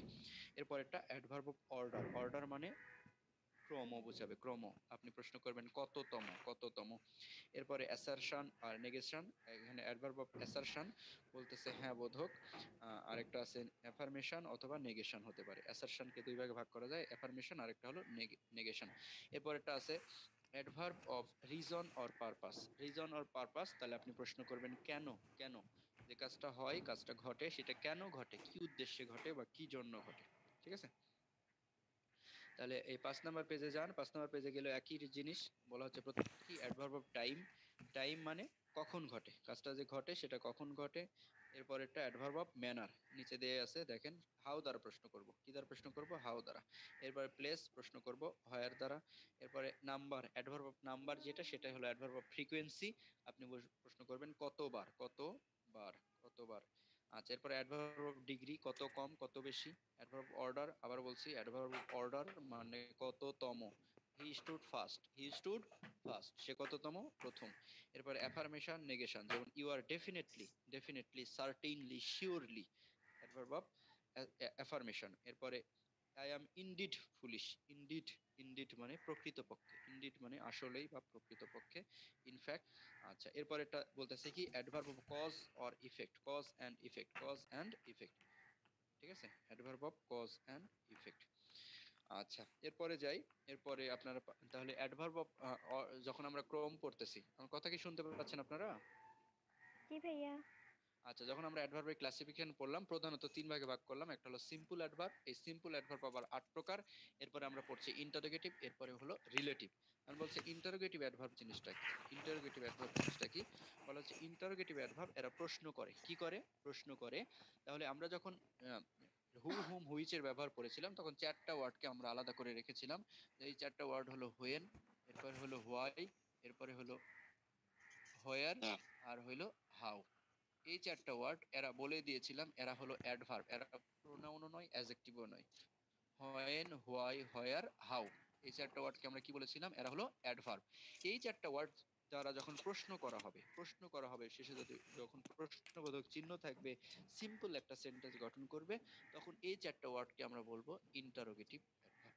কি অ্যাডভার্ব বলবো? Interrogative adverb. যেমন আমি যদি বলি where does he live, where does he, প্রশ্ন করা হলো হোয়ার ডাজ হি লিভ। তাহলে এই যে হোয়ার, ডব্লিউ ওয়ার্ড কোথায় বসলো? শুরুতে বসলো। এরপরে এখানে কি করলো? এরা প্রশ্ন করলো। কি করলো? প্রশ্ন করলো। এখন হোয়ার তো কোনো প্রোনাউন নয়, হোয়ার তো কোনো অ্যাডজেক্টিভ নয়, হোয়ার শব্দটা কি? কোথায়, কোথায়, হোয়ারের বাংলা কি? কোথায়। তাহলে এটা কি একটা অ্যাডভার্ব। এটা কোন অ্যাডভার্ব? যেহেতু প্রশ্ন করলো, কি করলো? প্রশ্ন করলো, সেহেতু এটি হলো ইন্টারোগেটিভ অ্যাডভার্ব। ঠিক আছে, প্রশ্ন করলে তাকে আমরা কি বলতেছি? Interrogative adverb. এরপরে আপনি চাইলে বলতে পারেন হোয়েন উইল হি কাম, ঠিক আছে, হোয়েন উইল হি কাম, অথবা হোয়েন ডিড হি কাম, সে কখন আসলো, সে কখন আসবে। তাহলে হোয়েন দ্বারা প্রশ্ন করতে পারেন। Why are you always late, why দ্বারা প্রশ্ন করতে পারেন। Why are you always late. How দ্বারা প্রশ্ন করতে পারেন। How are you, how are you. তাহলে এই যে হোয়াই, হয়ে, হোয়েন, হোয়ার, হাউ, এই 4টা ওয়ার্ড কি? অ্যাডভার্ব। এরা যদি প্রশ্ন করে, এরকম ভাবে যদি প্রশ্ন করে এই সাবজেক্টের শুরুতে বসে, তখন তাকে আমরা বলবো ইন্টারোগেটিভ। আচ্ছা, এরপরে আছে রিলেটিভ। আমরা যখন রিলেটিভ প্রোনাউন পড়েছিলাম, তখন বলেছিলাম রিলেটিভ প্রোনাউন বসে একটা কমপ্লেক্স সেন্টেন্সে, কমপ্লেক্স সেন্টেন্সে যার আগে একটা ক্লোজ থাকে, পরে একটা ক্লোজ থাকে। ঠিক তেমনি রিলেটিভ প্রোনাউনও বসবে একটা কমপ্লেক্স সেন্টেন্স। রিলেটিভ প্রোনাউন কোথায় বসবে? একটা কমপ্লেক্স সেন্টেন্সে রিলেটিভ প্রোনাউন বসবে। কেমন? একটা কমপ্লেক্স সেন্টেন্সে রিলেটিভ প্রোনাউন কোথায় বসবে? একটা কমপ্লেক্স সেন্টেন্সে বসবে। রিলেটিভ অ্যাডভার্বও একটা কমপ্লেক্স সেন্টেন্সে বসবে। এবারে এরকম ভাবে বলবে, I don't know the place, আমি জায়গাটা চিনি না। হোয়ার ডাজ হি লিভ, এখানে আর হোয়ার ডাজ হি লিভ বলা যাবে না। কারণ হচ্ছে হোয়ার, এই হোয়ারটা যখন সাবঅর্ডিনেট মাঝখানে বসে, ডব্লিউ ওয়ার্ড যদি মাঝে বসে, এরা পরে যাবে। আর ডব্লিউ ওয়ার্ড যার সাথে যাবে তারা কোন ক্লজ? Subordinate clause. আপনাদের আমি এমবেডেড কোশ্চেন পড়াইছিলাম 10 নম্বর লেকচার, সেটা মনে পড়ে? জি ভাইয়া। ডব্লিউ ওয়ার্ড কোথায় বসে? মাঝে। এর পূর্বে যে ক্লোজটা থাকে তার নাম হলো মেইন ক্লোজ। আর ডব্লিউ ওয়ার্ড যদি মাঝে বসে, কার সাথে যায়? পরেরটার সাথে যায়। ডব্লিউ ওয়ার্ড যার সাথে যায় তাকে আমরা কি বলি? Subordinate. Subordinate W clause. Word যার সাথে যায় তাকে আমরা কি বলি? Subordinate clause. এরপরে আমি আপনাদের বলেছিলাম একটা সাবঅর্ডিনেট ক্লোজকে কখনো ইন্টারোগেটিভ করা যায় না। সাবঅর্ডিনেট কি করা যায় না? ইন্টারোগেটিভ করা যায় না। তাহলে আপনারা বলতে হবে I don't know the place where he leaves, where he leaves. আপনি বলতে পারবেন না হোয়ার ডাজ হি লিভ, কি বলতে হবে? হোয়ার হি লিভস। কেমন? এখন এই হোয়ার কোন পার্ট অফ স্পিচ? এই হোয়ারটা হলো অ্যাডভার্ব। এটা কোন টাইপের অ্যাডভার্ব যদি জিজ্ঞেস করা হয় কোন টাইপের অ্যাডভার্ব, তাহলে আপনার বলতে হবে এর পূর্বে অ্যান্টিসিডেন্ট আছে। ভার্ব পূর্বে টেস্ট। কি আছে? অ্যান্টিসিডেন্ট আছে। অ্যান্টিসিডেন্ট থাকলে সে হলো রিলেটিভ অ্যাডভার্ব। যখন আমি বলতেছি where does he live, where does he live যখন আমি বললাম, তখন হোয়ার কি একটা সিম্পল সেন্টেন্সে বসেছে, একটা প্রশ্ন করেছে, তার মানে হোয়ার হলো ইন্টারোগেটিভ অ্যাডভার্ব। যখন আমি এই টাইপের সেন্টেন্স লিখতেছি I don't know the place where he lives, এই হোয়ারটা বাক্যের মাঝে বসেছে, এর আগে একটা ক্লোজ আছে, পরে একটা ক্লোজ আছে। হোয়ার যে ক্লোজের সাথে গেল সেটার নাম হলো সাবঅর্ডিনেট ক্লোজ। সাবঅর্ডিনেট ক্লোজকে ইন্টারোগেটিভ করা যায় না, এই জন্য হোয়ার ডাজ হি লিভ লিখলে ভুল হবে, বলতে হবে হোয়ার হি লিভস। এই হোয়ারের পূর্বে একটা নাউন আছে এবং এই নাউনকে মডিফাই করতেছে, তার মানে অ্যান্টিসিডেন্ট আছে। অ্যান্টিসিডেন্ট আছে, এই অ্যান্টিসিডেন্টের সাথে এই হোয়ারের কি আছে? রিলেশন আছে, এই জন্য এটাকে বলা হচ্ছে রিলেটিভ অ্যাডভার্ব। এখন আমি যদি বলি আই ডোন্ট নো, এবারে আমি কি বলতেছি, আই ডোন্ট নো, আমি জানি না where he lives. I don't know, আমি জানি না হোয়ার হি লিভস। এবারে বলেন এই ডব্লিউএস ওয়ার্ড কোথায় আছে? মাঝে। মাঝে থাকলে কার সাথে যায়? পরেরটার সাথে। পরেরটার যার সাথে যায় তারা কোন clause? Subordinate clause. Subordinate clause. আর সামনেরটা কোন ক্লজ? Main clause. মেইন তাহলে এটা কোন সেন্টেন্স? Complex sentence. আগে একজন হ্যাঁ। পরে একজন। এই হোয়ারটা এই সেন্টেন্সে কি হিসেবে বসেছে? কনজাংশন হিসেবে বসেছে। কনজাংশন। আগের ক্লজকে আর পরের ক্লজটাকে জোড়া দিছে। এই হোয়ারও কিন্তু কি করেছে? আগের ক্লজ আর পরের ক্লজকে জোড়া দিয়েছে, কিন্তু এই হোয়ারের কি ছিল? অ্যান্টিসিডেন্ট ছিল। অ্যান্টিসিডেন্ট ছিল, এই জন্য এই হোয়ারটাকে আমরা বলেছি রিলেটিভ। কি বলেছি? Relative adverb. কিন্তু নিচে যে সেন্টেন্সে হোয়ার আছে, এই হোয়ারের পূর্বে দেখেন কে আছে? ভার্ব আছে।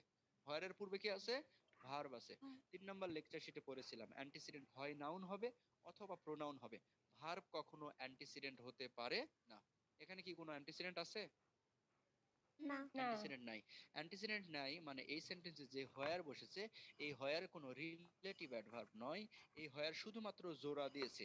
অ্যান্টিসিডেন্ট নাই মানে অ্যান্টিসিডেন্টের সাথে সম্পর্ক করে, এই হোয়ারটা কি করেছে? শুধুমাত্র জোড়া দিয়েছে, এই জন্য একে বলা হয় কনজাংটিভ অ্যাডভার্ব। কি বললাম? Conjunctive conjunctive adverb. ও শুধুমাত্র জোড়া দিল, কনজাংশনে কাজ করলো। এই হোয়ার কিসের কাজ করলো? কনজাংশনে কাজ করলো, এজন্য এটাকে আমরা বলছি কনজাংটিভ অ্যাডভার্ব। আর এই হোয়ারটা কি করলো? প্রশ্ন করলো, এজন্য এটাকে বলছি ইন্টারোগেটিভ অ্যাডভার্ব। আর এই I don't know the place where he lives, এই হোয়ার জোড়াও দিল, আবার অ্যান্টিসিডেন্টের সাথে সম্পর্ক করে দিল। কি করে দিল? সম্পর্ক করে দিল। এই জন্য উপরের যে হোয়ারটা আছে এই হোয়ারটার নাম কি? Relative adverb. সবাই কি ক্লিয়ার? জি ভাইয়া। আচ্ছা, এরপরে বাকি যে জিনিসগুলো আছে এগুলো দেখে নিয়েন। কোয়াসি অ্যাডভার্ব এগুলো খুব একটা গুরুত্বপূর্ণ না, ঠিক আছে? এগুলো পরীক্ষা আসে না। আমি সরাসরি চলে গেলাম পজিশন অফ অ্যাডভার্বে। গেছেন সবাই? পজিশন অফ অ্যাডভার্ব একটা ছক দেয়া আছে না জি ভাইয়া। নিচে? পজিশন অফ অ্যাডভার্বের ছকটা দেয়া আছে। বলা হচ্ছে অ্যাডভার্ব কোথায় কোথায় বসে, কোন কোন পজিশনে একটা অ্যাডভার্ব বসতে পারে। এর প্রথম যে সেন্টেন্সটা দেয়া আছে এটা বলতেছে সাবজেক্ট, অক্সিলারি ভার্ব, তারপরে অ্যাডভার্ব, তারপরে মেইন ভার্ব। আমি বলে দিচ্ছি কোন একটা সেন্টেন্সের সাবজেক্ট, এরপরে যদি একটা মাত্র ভার্ব থাকে। কয়টা ভার্ব থাকে? একটা ভার্ব থাকে। তাহলে সাবজেক্ট এবং মেইন ভার্বের মাঝে বসবে অ্যাডভার্ব। সাবজেক্ট এবং মেইন ভার্বের মাঝে বসবে অ্যাডভার্ব। এখন সাবজেক্ট, এরপরে অক্সিলারি ভার্বও আছে, মেইন ভার্ব আছে। কে কে আছে? অক্সিলারি ভার্ব আছে, মেইন ভার্ব আছে। যদি দুইটা ভার্ব থাকে তাহলে অ্যাডভার্ব বসবে এই দুই ভার্বের মাঝে। অ্যাডভার্ব কোথায় বসবে? দুই ভার্বের মাঝে। ক্লিয়ার? আচ্ছা, এরপরে বলতেছে অ্যাডভার্ব চাইলে একটা সেন্টেন্সের শুরুতে বসতে পারে। যেমন presently he comes here, unfortunately Bangladesh has lost the match against India. Unfortunately, suddenly, presently শুরুতে বসতে পারে। অ্যাডভার্ব চাইলে শেষে বসতে পারে। এক্সাম্পল দেয়া আছে হি ড্রিঙ্কস কফি এভরিডে। এরপরে বলতেছে ইনট্রানজিটিভ ভার্বের পরে অ্যাডভার্ব বসে। ইনট্রানজিটিভ ভার্বের পরে কি বসে? অ্যাডভার্ব বসে। আমরা 4 নাম্বার লেকচার শিটে পড়েছিলাম বি ভার্ব বা লিঙ্কিং ভার্বের পরে কি বসে বলেন তো? আইএনজি। বি ভার্ব বা লিঙ্কিং ভার্বের পরে কি বসে? অ্যাডজেক্টিভ বসে। আর অ্যাকশন ভার্ব বা ডু ভার্ব যারা কোনো কিছু করা বোঝাবে এই ভার্বের পরে কি বসে? অ্যাডভার্ব। অ্যাডভার্ব বসে। অ্যাকশন ভার্ব বা ডু ভার্বের পরে কি বসে? অ্যাডভার্ব। আর বি ভার্ব বা লিঙ্কিং ভার্ব এর পরে কি বসে? অ্যাডজেক্টিভ। ঠিক আছে? তাহলে এই যে অ্যাকশন ভার্ব বা ডু ভার্ব এর কেউ কেউ হতে পারে ইনট্রানজিটিভ ভার্ব। কোন ভার্ব? Intransitive verb. ভার্বটা যখন ইনট্রানজিটিভ হবে, যার কোনো অবজেক্ট নাই, নাউন প্রোনাউন নাই, ওই ইনট্রানজিটিভ ভার্বের পরে বসে অ্যাডভার্ব। যেমন আই নো বেটার, 5 নাম্বার ছকের 5 নাম্বার যেটা আছে আই নো বেটার, নো হলো transitive verb, sorry action verb, action ভার্বের পরে বসে অ্যাডভার্ব। আবার বলবেন নো হলো ইনট্রানজিটিভ ভার্ব, নোর কোনো অবজেক্ট নাই, এরপরে কি বলছে?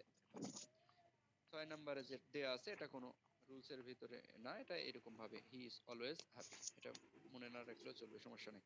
এরপরে he is really a good man, এটাও একই জিনিস। এরপরে 8 নম্বরে চলে যান। 8 নম্বরে দেন 8 নম্বরটা গুরুত্বপূর্ণ আছে। He is a very good boy, he is a very good boy. ঠিক আছে? 8 নম্বর। 8 নম্বর কি বলতেছে? আমরা জানি আর্টিকেলের পরে, কার পরে? আর্টিকেল বা ডিটারমিনারের পরে একটা মাত্র ওয়ার্ড থাকলে কি হবে? নাউন।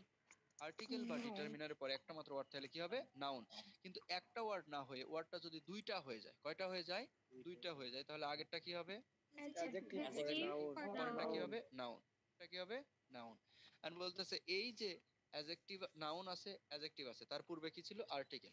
কিন্তু এর পূর্বে যদি আরো একটা ওয়ার্ড আসতে চায় তাহলে আর্টিকেল সবার আগে, তারপরে কয়টা ওয়ার্ড হয়ে গেল? 1 2 3, যখন তিনটা ওয়ার্ড হয়ে যাবে তখন এই আগের ওয়ার্ডটা অ্যাডজেক্টিভও হতে পারে, অ্যাডভার্বও হতে পারে। তাহলে এই ওয়ার্ডটা কি হয়ে গেল? অ্যাডভার্ব হতে পারে, অ্যাডজেক্টিভ হতে পারে। 8 নাম্বার দেখেন, he is a very good boy. এই ওয়ার্ডটাকে যে সবসময় অ্যাডভার্বই হতে হবে এমন কোনো রুলস নাই, একাধিক অ্যাডজেক্টিভও বসতে পারে। যেমন হাইফেনেটেড অ্যাডজেক্টিভ 4 নাম্বার লেকচার সেটা আমরা পড়েছি না?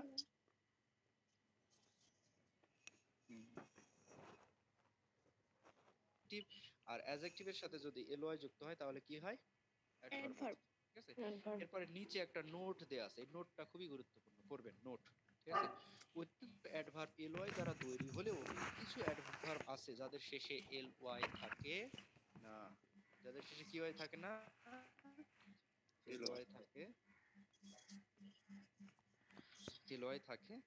ঠিক আছে,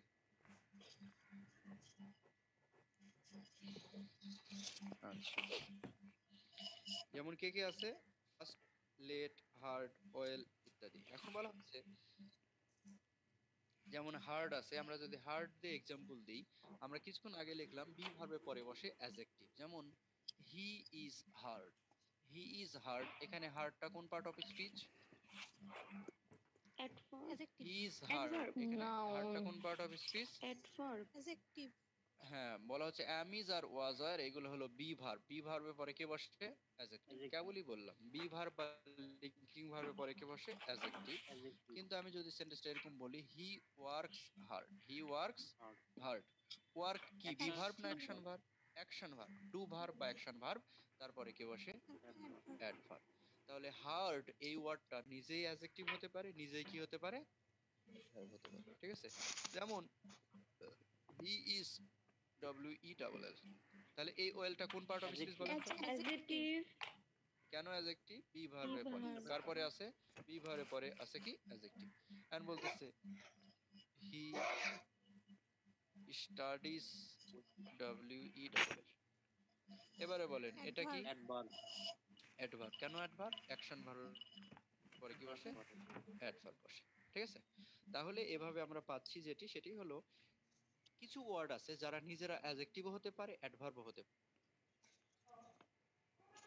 তাহলে হার্ডলি কি হবে? অ্যাডভার্ব? ভাইয়া নাই। ও আচ্ছা। হার্ডলি তো অ্যাডভার্বই বলা হয়। পরীক্ষায় খারাপ করেছে, হি হ্যাজ ডান ব্যাড হবে নাকি ব্যাডলি হবে? কি হবে? বলা হচ্ছে ব্যাড হলো একটা অ্যাডজেক্টিভ, ব্যাড কি একটি অ্যাডজেক্টিভ, আর অ্যাডজেক্টিভের সাথে এলওয়াই যুক্ত করলে সে কি হয়? অ্যাডভার্ব। ব্যাডলি কি? অ্যাডভার্ব। ব্যাডলি কি? অ্যাডভার্ব। কারণ হ্যাঁ, আপনারা এখন বললেন যে এখানে ব্যাড হবে নাকি ব্যাডলি হবে? কি হবে? কেন ব্যাডলি হবে? কারণ এখানে ডু ভার্ব আছে। কি ভার্ব আছে? He has done, done do থেকে ডান, ডু থেকে কি আছে? ডান, ডু ডিড ডান। তাহলে এই ডু ভার্ব বা অ্যাকশন ভার্বের পরে কি বসে? অ্যাডভার্ব। তাহলে ডান ব্যাড বলা যাবে না, কি বলতে হবে? He has done badly in the exam, he has done badly in the. ঠিক আছে, আচ্ছা, এরপরে আমরা চলে যাই, বলা হচ্ছে নাউনের সাথে এলওয়াই ভাইয়া যুক্ত করলে কি বসে? অ্যাডজেক্টিভ ব্যাড বসে। ভাই ব্যাড কি এমনি এমনি মানে অ্যাডজেক্টিভ না? না না না, এমনি ওর তো কোনই বুঝাইছে ব্যাড ওটা। তো অ্যাডজেক্টিভ, এমনি এমনি ব্যাড অ্যাডভার্ব জি ভাই, না, ব্যাড adjective। অ্যাডজেক্টিভ। ঠিক তাহলে আছে, তো ব্যাড তো এমনিতেই অ্যাডজেক্টিভ, কিন্তু অ্যাডভার্ব না। অ্যাডভার্ব বানাতে হলে অ্যাডজেক্টিভের সাথে এলওয়াই যুক্ত করতে হয়। হ্যাঁ, এখন বলেন কি বলতে আপনি চাচ্ছেন? ওই উদাহরণ যে দিলেন যে ওইটা, তো এই হ্যাজ তো মানে ইয়া মানে বিভার্ব, এরপর তো অ্যাডজেক্টিভ হয় আর কি। কোন উদাহরণ, কোন উদাহরণ ওর তো দিলাম? মানে লেখছিলেন না বোর্ডে? মেন ভার্ব হতে পারে তো ভাই, বলছে হ্যাজ অক্সিলারি ভার্ব না, লিঙ্কিং ভার্ব বলছে। হ্যাজ কিভাবে লিঙ্কিং ভার্ব হবে? মেন ভার্ব এটা। হ্যাজটা হ্যাজ এখানে হ্যাজের কথা বলছেন কেন? এখানে কি আছে? ডান। ডান আছে, অ্যাকশন ভার্ব। জি যে ভাইয়া, প্রশ্নটা করলেন সে আরেকবার বলেন, বুঝতে পারছেন না বুঝেননি? জি ভাইয়া বুঝছি এখন। ভাইয়া আমি আপনারা আটকে ছিলাম তো ভাইয়া, বুঝতে পারিনি সব কিছু। আচ্ছা, ভিডিও পরে দেখে নিন। হ্যাঁ, আচ্ছা, এরপরে চলে যাই, নিচে। এখানে আমি এখন যেটা ব্যাডলির যে বিষয়টা পড়ালাম সেটা পড়ালাম এখান থেকে, মনে রাখতে হবে এখান থেকে। ঠিক আছে, ব্যাড থেকে এসে ব্যাডলি, এই যে এক্সাম্পল।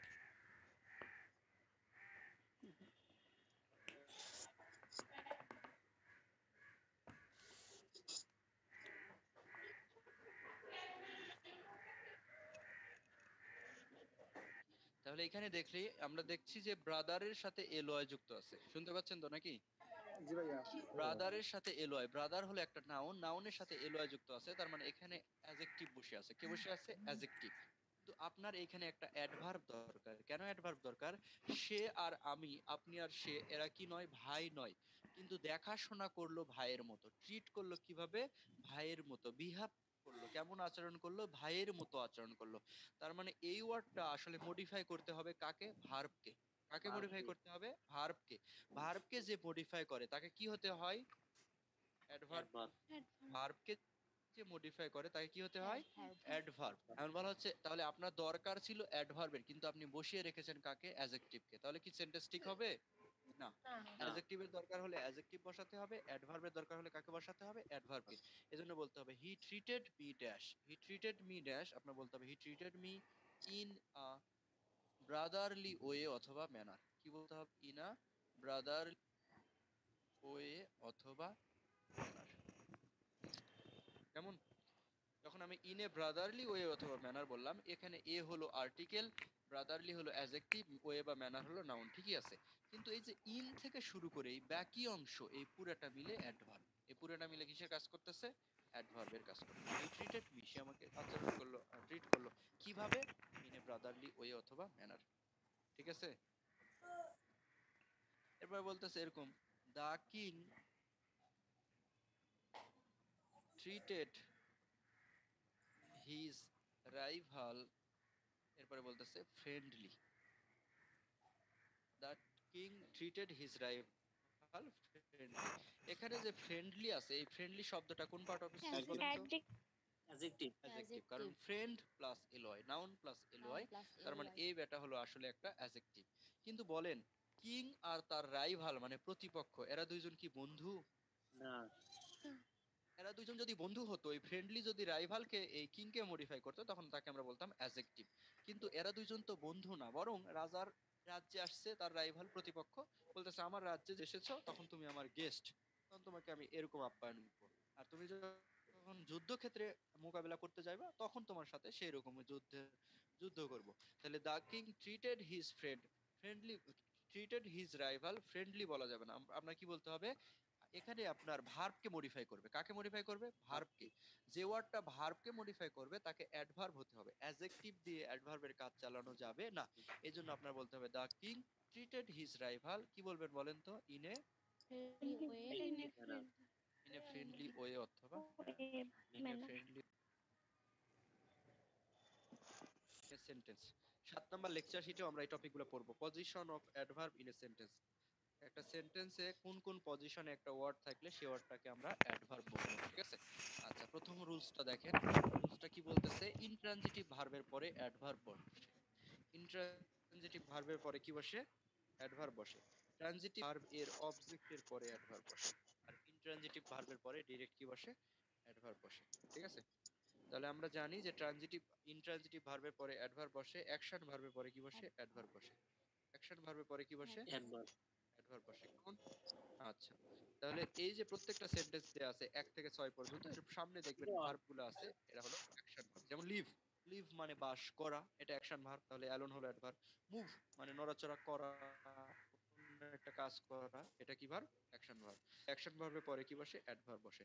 রুল 2, রুল 2টা কিছুক্ষণ আগে লিখে দিলাম না? লিংকিং ভার্বের পরে বসে অ্যাডজেক্টিভ, কিন্তু লিংকিং ভার্ব ছাড়া অন্য ভার্ব, বি ভার্ব ছাড়া বা লিংকিং ভার্ব ছাড়া অন্য ভার্ব যারা হলো অ্যাকশন ভার্ব, অ্যাকশন ভার্বের পরে কি বসে? অ্যাডভার্ব, ঠিক আছে? এরপর রুল 3 কি বলতেছে? ট্রানজিটিভ ভার্বের অবজেক্টের পরে কোন ভার্ব, একটু এদিকে দেখি সবাই।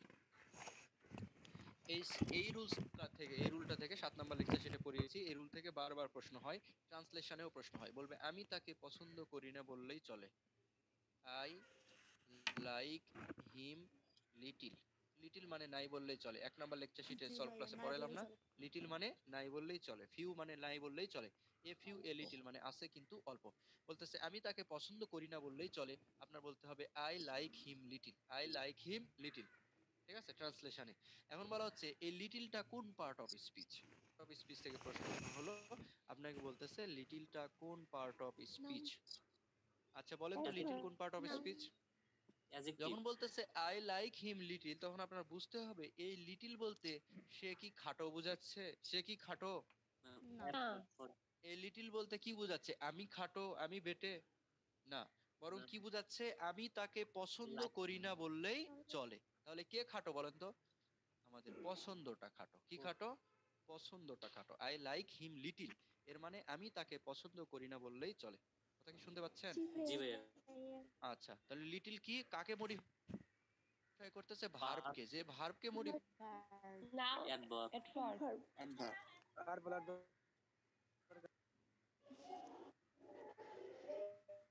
বলতেছে আই লাইক টি হট, এই হট দ্বারা টি কে মডিফাই করতেছে, লাইক কে না আই কে? কাকে বলেন তো? টি কে মডিফাই করছে। টি কে মডিফাই করতেছে। টি শব্দটা একটা নাউন না কি জিনিস? টি কি না। বলেন তো? নাউন। নাউন। টি কি? নাউন। এটা হলো ম্যাটেরিয়াল নাউন। নাউন কে যে মডিফাই করে সে হয় অ্যাডজেক্টিভ। অ্যাডজেক্টিভ। নাউন কে যে মডিফাই করে সে কি হয়? অ্যাডজেক্টিভ। অ্যাডজেক্টিভ। হতে পারলাম? তাহলে এই লাইক ও ট্রানজিটিভ ভার্ব, এই লাইক ও ট্রানজিটিভ ভার্ব, একটা ট্রানজিটিভ ভার্বের পরে, ট্রানজিটিভ ভার্বের পরে অবজেক্ট থাকে। এই হিমো অবজেক্ট, এই টিও অবজেক্ট, এও অবজেক্ট, এও টিওটাও কি অবজেক্ট। আর বলা হচ্ছে অবজেক্টের পরের যে শব্দ থাকবে, এই শব্দ যদি অবজেক্টকে মডিফাই করে তাহলে তারা অ্যাডজেক্টিভ, আর এই শব্দ যদি নাউনকে মডিফাই না করে ভার্বকে মডিফাই করে তাহলে সে হবে অ্যাডভার্ব। আবার বলছি, ট্রানজিটিভ ভার্বের অবজেক্টের পরের ওয়ার্ড যদি অবজেক্টকে মডিফাই করে তাহলে অ্যাডজেক্টিভ, আর যদি ভার্বকে মডিফাই করে তাহলে হবে অ্যাডভার্ব। ঠিক আছে? আচ্ছা, এরপরে আমরা চলে গেলাম রুল 4। রুল 4 কি বলতেছে? বাক্যে অর্থ প্রদান করার জন্য, অর্থকে জোর দেওয়ার জন্য, যার উপর আপনি জোর দিতে চান তাকে সেন্টেন্স শুরুতে বসাতে হয়। যাকে জোর দিতে চাবেন তাকে সেন্টেন্সের শুরুতে বসাতে হয়। তাহলে অর্থকে জোর দেওয়ার জন্য অনেক সময় অ্যাডভার্ব সেন্টেন্সের শুরুতে বসতে পারে। কাকে জোর দেওয়ার জন্য? অর্থকে জোর দেওয়ার জন্য।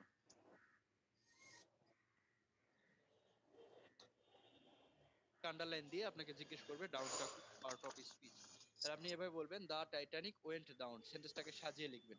সেন্টেন্সটাকে যখন আপনি সাজিয়ে লিখবেন তখন কি পাচ্ছেন? দা টাইটানিক ওয়েন্ট ডাউন। এখানে ওয়েন্ট হলো অ্যাকশন ভার্ব, ওয়েন্ট হলো ইন্ট্রানজিটিভ ভার্ব। ইন্ট্রানজিটিভ ভার্বের পরে বসে অ্যাডভার্ব। ইন্ট্রানজিটিভ ভার্বের পরে কি বসে? অ্যাডভার্ব। আবার বলতেছি অ্যাকশন ভার্বের পরে কি বসে? অ্যাডভার্ব। কেমন? তাহলে এই ডাউনটা যেমন অ্যাডভার্ব, এই শুরুতে যে ডাউন আছে সেই ডাউনটাও কি অ্যাডভার্ব। কেন আগে বসলো? বলা হচ্ছে অর্থকে জোর দেওয়ার জন্য। কেন আগে বসলো? অর্থকে জোর দেওয়ার জন্য। যখন বলতেছে দা টাইটানিক ওয়েন্ট ডাউন, এর বাংলা হলো টাইটানিক ডুবে গেল। টাইটানিক কি হলো? ডুবে গেল। আর ডাউন ওয়েন্ট দা টাইটানিক, এর উপরের তার বাংলা হলো টাইটানিক ডুবেই গেল। ডুবেই গেল, তাকে কোনোভাবে রক্ষা করা গেল না, কোনোভাবে আটকানো গেল না, ভাসিয়ে রাখা গেল না। আমি কি বোঝাতে পারলাম? তাহলে অর্থকে জোর দেওয়ার জন্য অনেক সময় অ্যাডভার্ব কোথায় আসতে পারে? শুরুতে আসতে পারে। এটা হলো 4 নম্বর রুল ছিল। আচ্ছা, পরের পেজে চলে যাই। পরের পেজে 5 হ্যাঁ, নাম্বার বলতেছে, হ্যাঁ বলেন। রুল নাম্বার 2 এর ভাই 9 নাম্বারটা একটু বুঝছেন ভাই? রুল নাম্বার 2 এর 9 নাম্বার কি বলতেছে? Oil is usually adverb so খোলা আছে, ডেসক্রাইবস ভার্ব।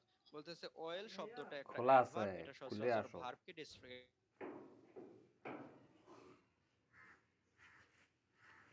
করে, কিন্তু ওয়েল দ্বারা যদি হেলথ বোঝায় তাহলে এটা হবে অ্যাডজেক্টিভ। যদি বুঝতে না পারেন তাহলে আমি যে সেন্টেন্সটা লিখছিলাম আবার সেখানে যান।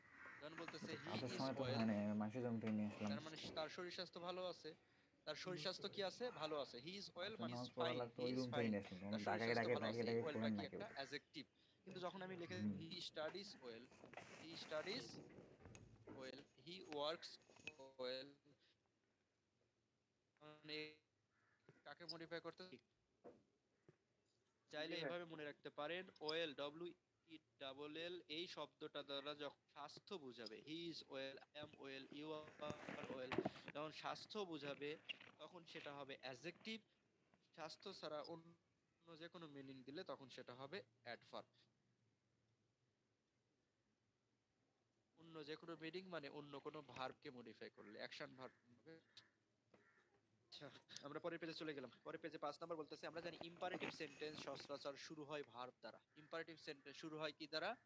ভার্ব দ্বারা। ইম্পারেটিভ সেন্টেন্স শুরু হয় ভার্ব দ্বারা। কিন্তু ইম্পারেটিভ সেন্টেন্সের শুরুতে যদি প্লিজ বা কাইন্ডলি থাকে, প্লিজ বা কাইন্ডলি থাকে, সেই প্লিজ বা কাইন্ডলি হবে অ্যাডভার্ব। ইম্পারেটিভ সেন্টেন্সের শুরুতে প্লিজ বা কাইন্ডলি থাকলে তারা কি হবে? অ্যাডভার্ব। এরপর রুল 6।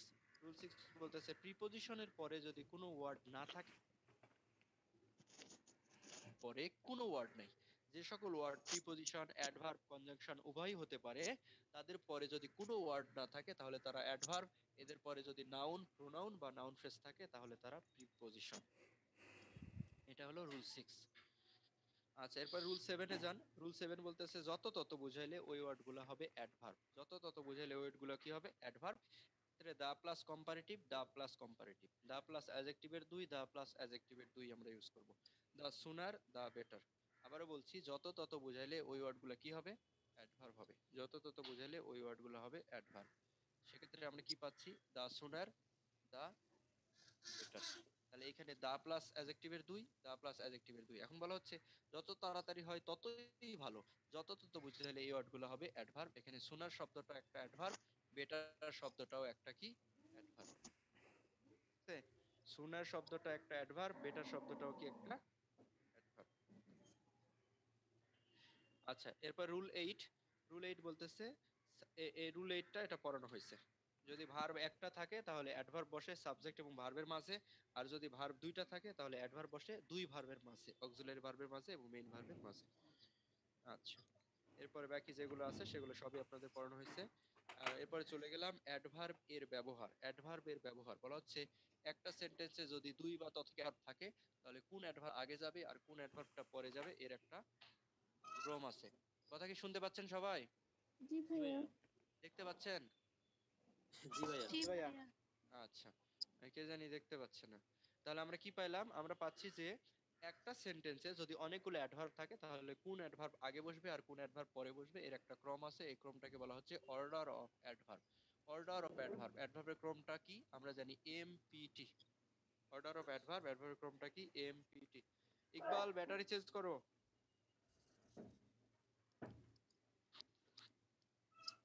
কথা শুনতে পাচ্ছেন না আপনারা? কথা শুনতে জি পাচ্ছি, ভাইয়া। জি দেখা ভাইয়া, যাচ্ছে না। শোনা যায়, আচ্ছা, বলেন। ব্যাটারিটা চেঞ্জ করুক, আমি ততক্ষণ কথা বলছি শুনেন। তাহলে একই সেন্টেন্সে যদি অনেকগুলো অ্যাডভার্ব একসাথে ইউজ করতে হয় তাহলে কোন অ্যাডভার্ব আগে যাবে কোন অ্যাডভার্ব পরে যাবে এর একটা ক্রম আছে। ক্রমটাকে বলা হচ্ছে এমপিটি। এম তে হইলো ম্যানার, এম তে কি বললাম? ম্যানার। পি তে হইলো প্লেস, আর টি তে হইলো টাইম। তার মানে সবার আগে আপনাকে ইউজ করতে হবে অ্যাডভার্ব অফ ম্যানার, তারপরে অ্যাডভার্ব অফ প্লেস, তারপরে অ্যাডভার্ব অফ টাইম। এখন কোনটা অ্যাডভার্ব অফ ম্যানার চিনবো কিভাবে? আপনি প্রশ্ন করবেন কিভাবে দ্বারা। যদি কিভাবে দ্বারা প্রশ্ন করে অ্যান্সার পান তাহলে সেটা হবে অ্যাডভার্ব অফ ম্যানার। প্লেস যদি খুঁজতে চাই তাহলে প্রশ্ন করতে হবে কি দ্বারা বলেন তো?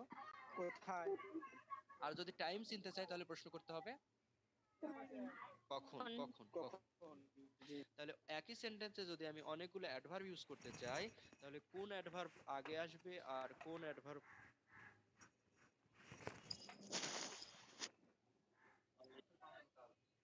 হ্যাঁ, 6 নম্বরে আমি নিচ্ছি, 5 নম্বরে যাইনি আজকে। 6 নম্বর নাকি ক্লাস হয়নি, কিন্তু 5 নম্বর তো আবার জিরান পার্টিসিপল। আচ্ছা, 38 নম্বর প্রশ্নটা কথা শুনতে পাচ্ছি তো নাকি? জি ভাইয়া।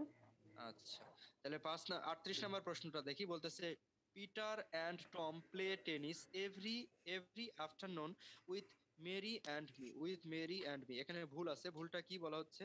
ভুলটা হচ্ছে আমরা জানি যে এখানে adverb of order of adverb আমরা যেটি পাচ্ছি সেটি হলো আগে হবে ম্যানার, তারপরে প্লেস, তারপরে টাইম। Manner place time. তাহলে এভরি আফটারনুনটা আগে হবে না, আগে হবে উইথ মেরি অ্যান্ড মি, তারপরে হবে এভরি আফটারনুন। আচ্ছা, এরপরে এক্সাম্পল দেয়া আছে একটা, দেখেন। হি রিডস সিরিয়াসলি, এরপরে ইন হিজ হাউস, এরপরে এভরি ডে। তাহলে সে কিভাবে পড়ে? সিরিয়াসলি পড়ে। কোথায় পড়ে? ইন হিজ হাউস, তার বাড়িতে। এরপরেরটা বলতেছে কখন? এভরিডে। কখন? এভরিডে। তাহলে অর্ডার অফ অ্যাডভার্ব আমরা কি পাইলাম? আমরা পাইলাম ম্যানার, কিভাবে, প্লেস, কোথায়, আর টিতে হলো টাইম, মানে কখন। ঠিক আছে?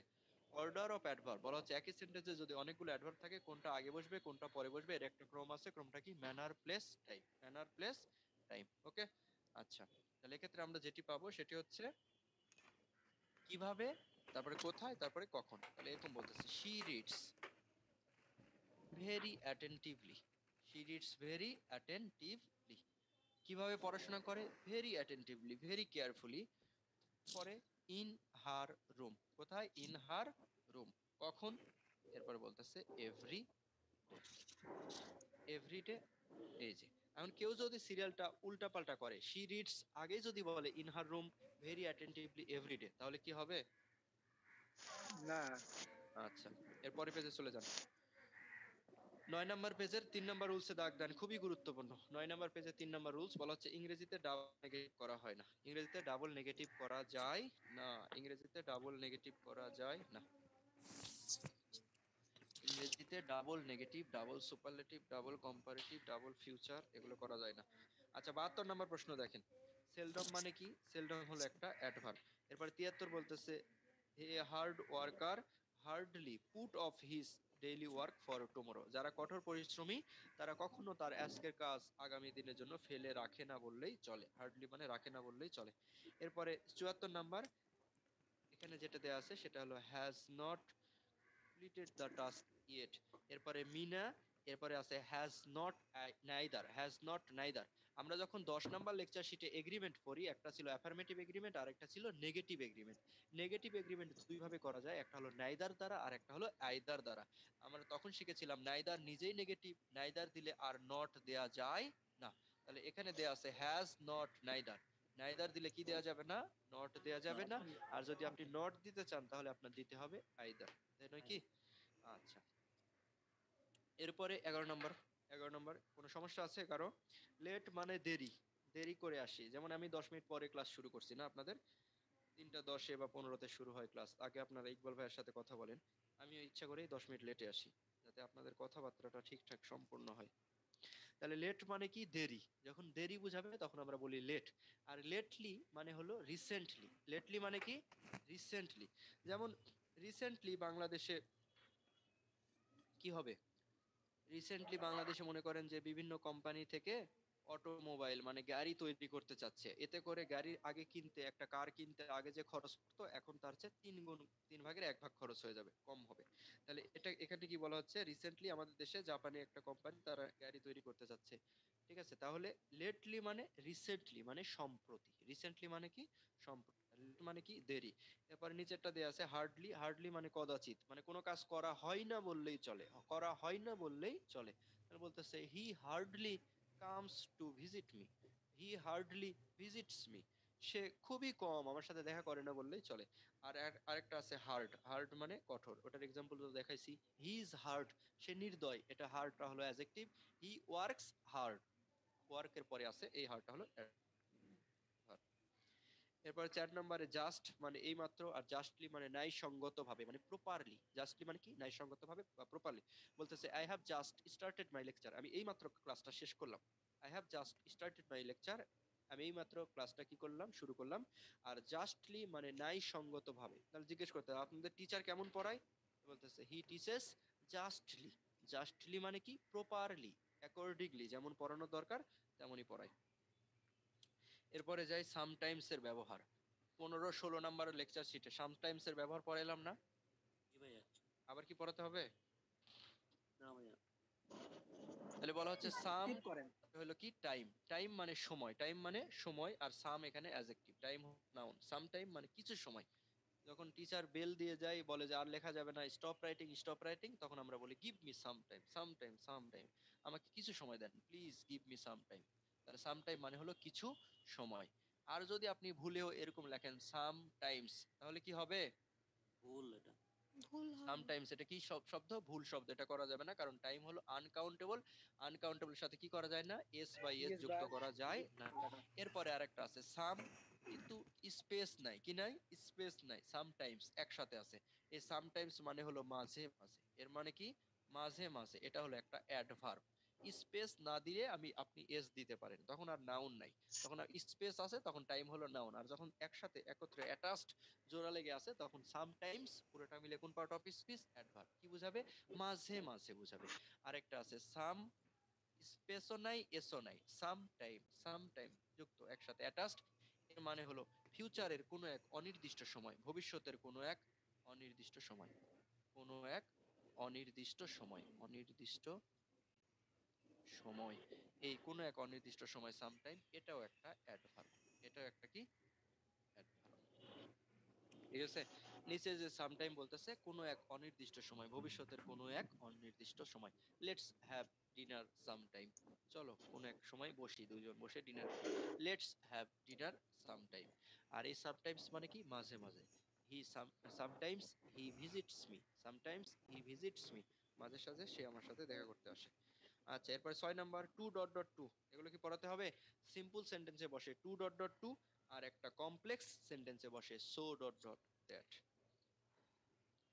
পরের পেজে চলে যান। নেভার এভার, বারবার বারবার অনেকবার পড়ানো হয়েছে নেভার এবং এভার। তাহলে এভার কি? এভার বিন টু, এই বিন টু মুখস্থ রাখতে বলছিলাম। যেমন এই যে have you ever been to Dhaka, এটাতে দাগ দেন, have you ever been to Dhaka, একদম টু পর্যন্ত মুখস্থ রাখবেন।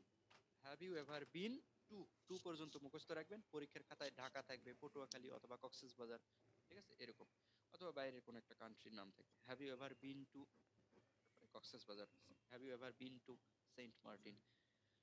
তাহলে কোনো একটা জায়গায় জীবনে একবার হলেও গিয়েছে কিনা, জীবনে একবার হলেও গিয়েছে কিনা, এটা যদি প্রশ্ন করতে চাই তখন আমরা কি করি? Have you ever been to দ্বারা প্রশ্ন করি।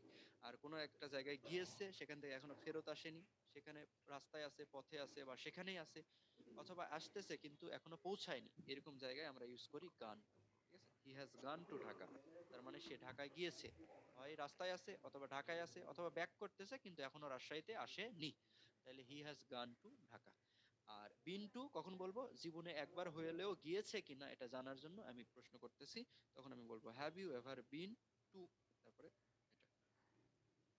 এরপর আজকে লাস্ট টপিক যেটি, সেটি হলো inversion of verb. Inversion of verb, ঠিক আছে, ইনভার্সন অফ ভার্ব। তাহলে ইনভার্সন অফ ভার্ব জিনিসটা কি বলতেছে? বলা হচ্ছে ইনভার্সন অফ ভার্ব হলো, ইনভার্স মানে কি বলেন তো? ইনভার্স মানে কি? হুবহু এ, এই যে এ লিখলাম, এর উপরে কিছু নাই, মানে পাওয়ার কত আছে? এক। ওয়ান আছে, ইনভার্স হ্যাঁ, ওয়ান, ওয়ান আছে।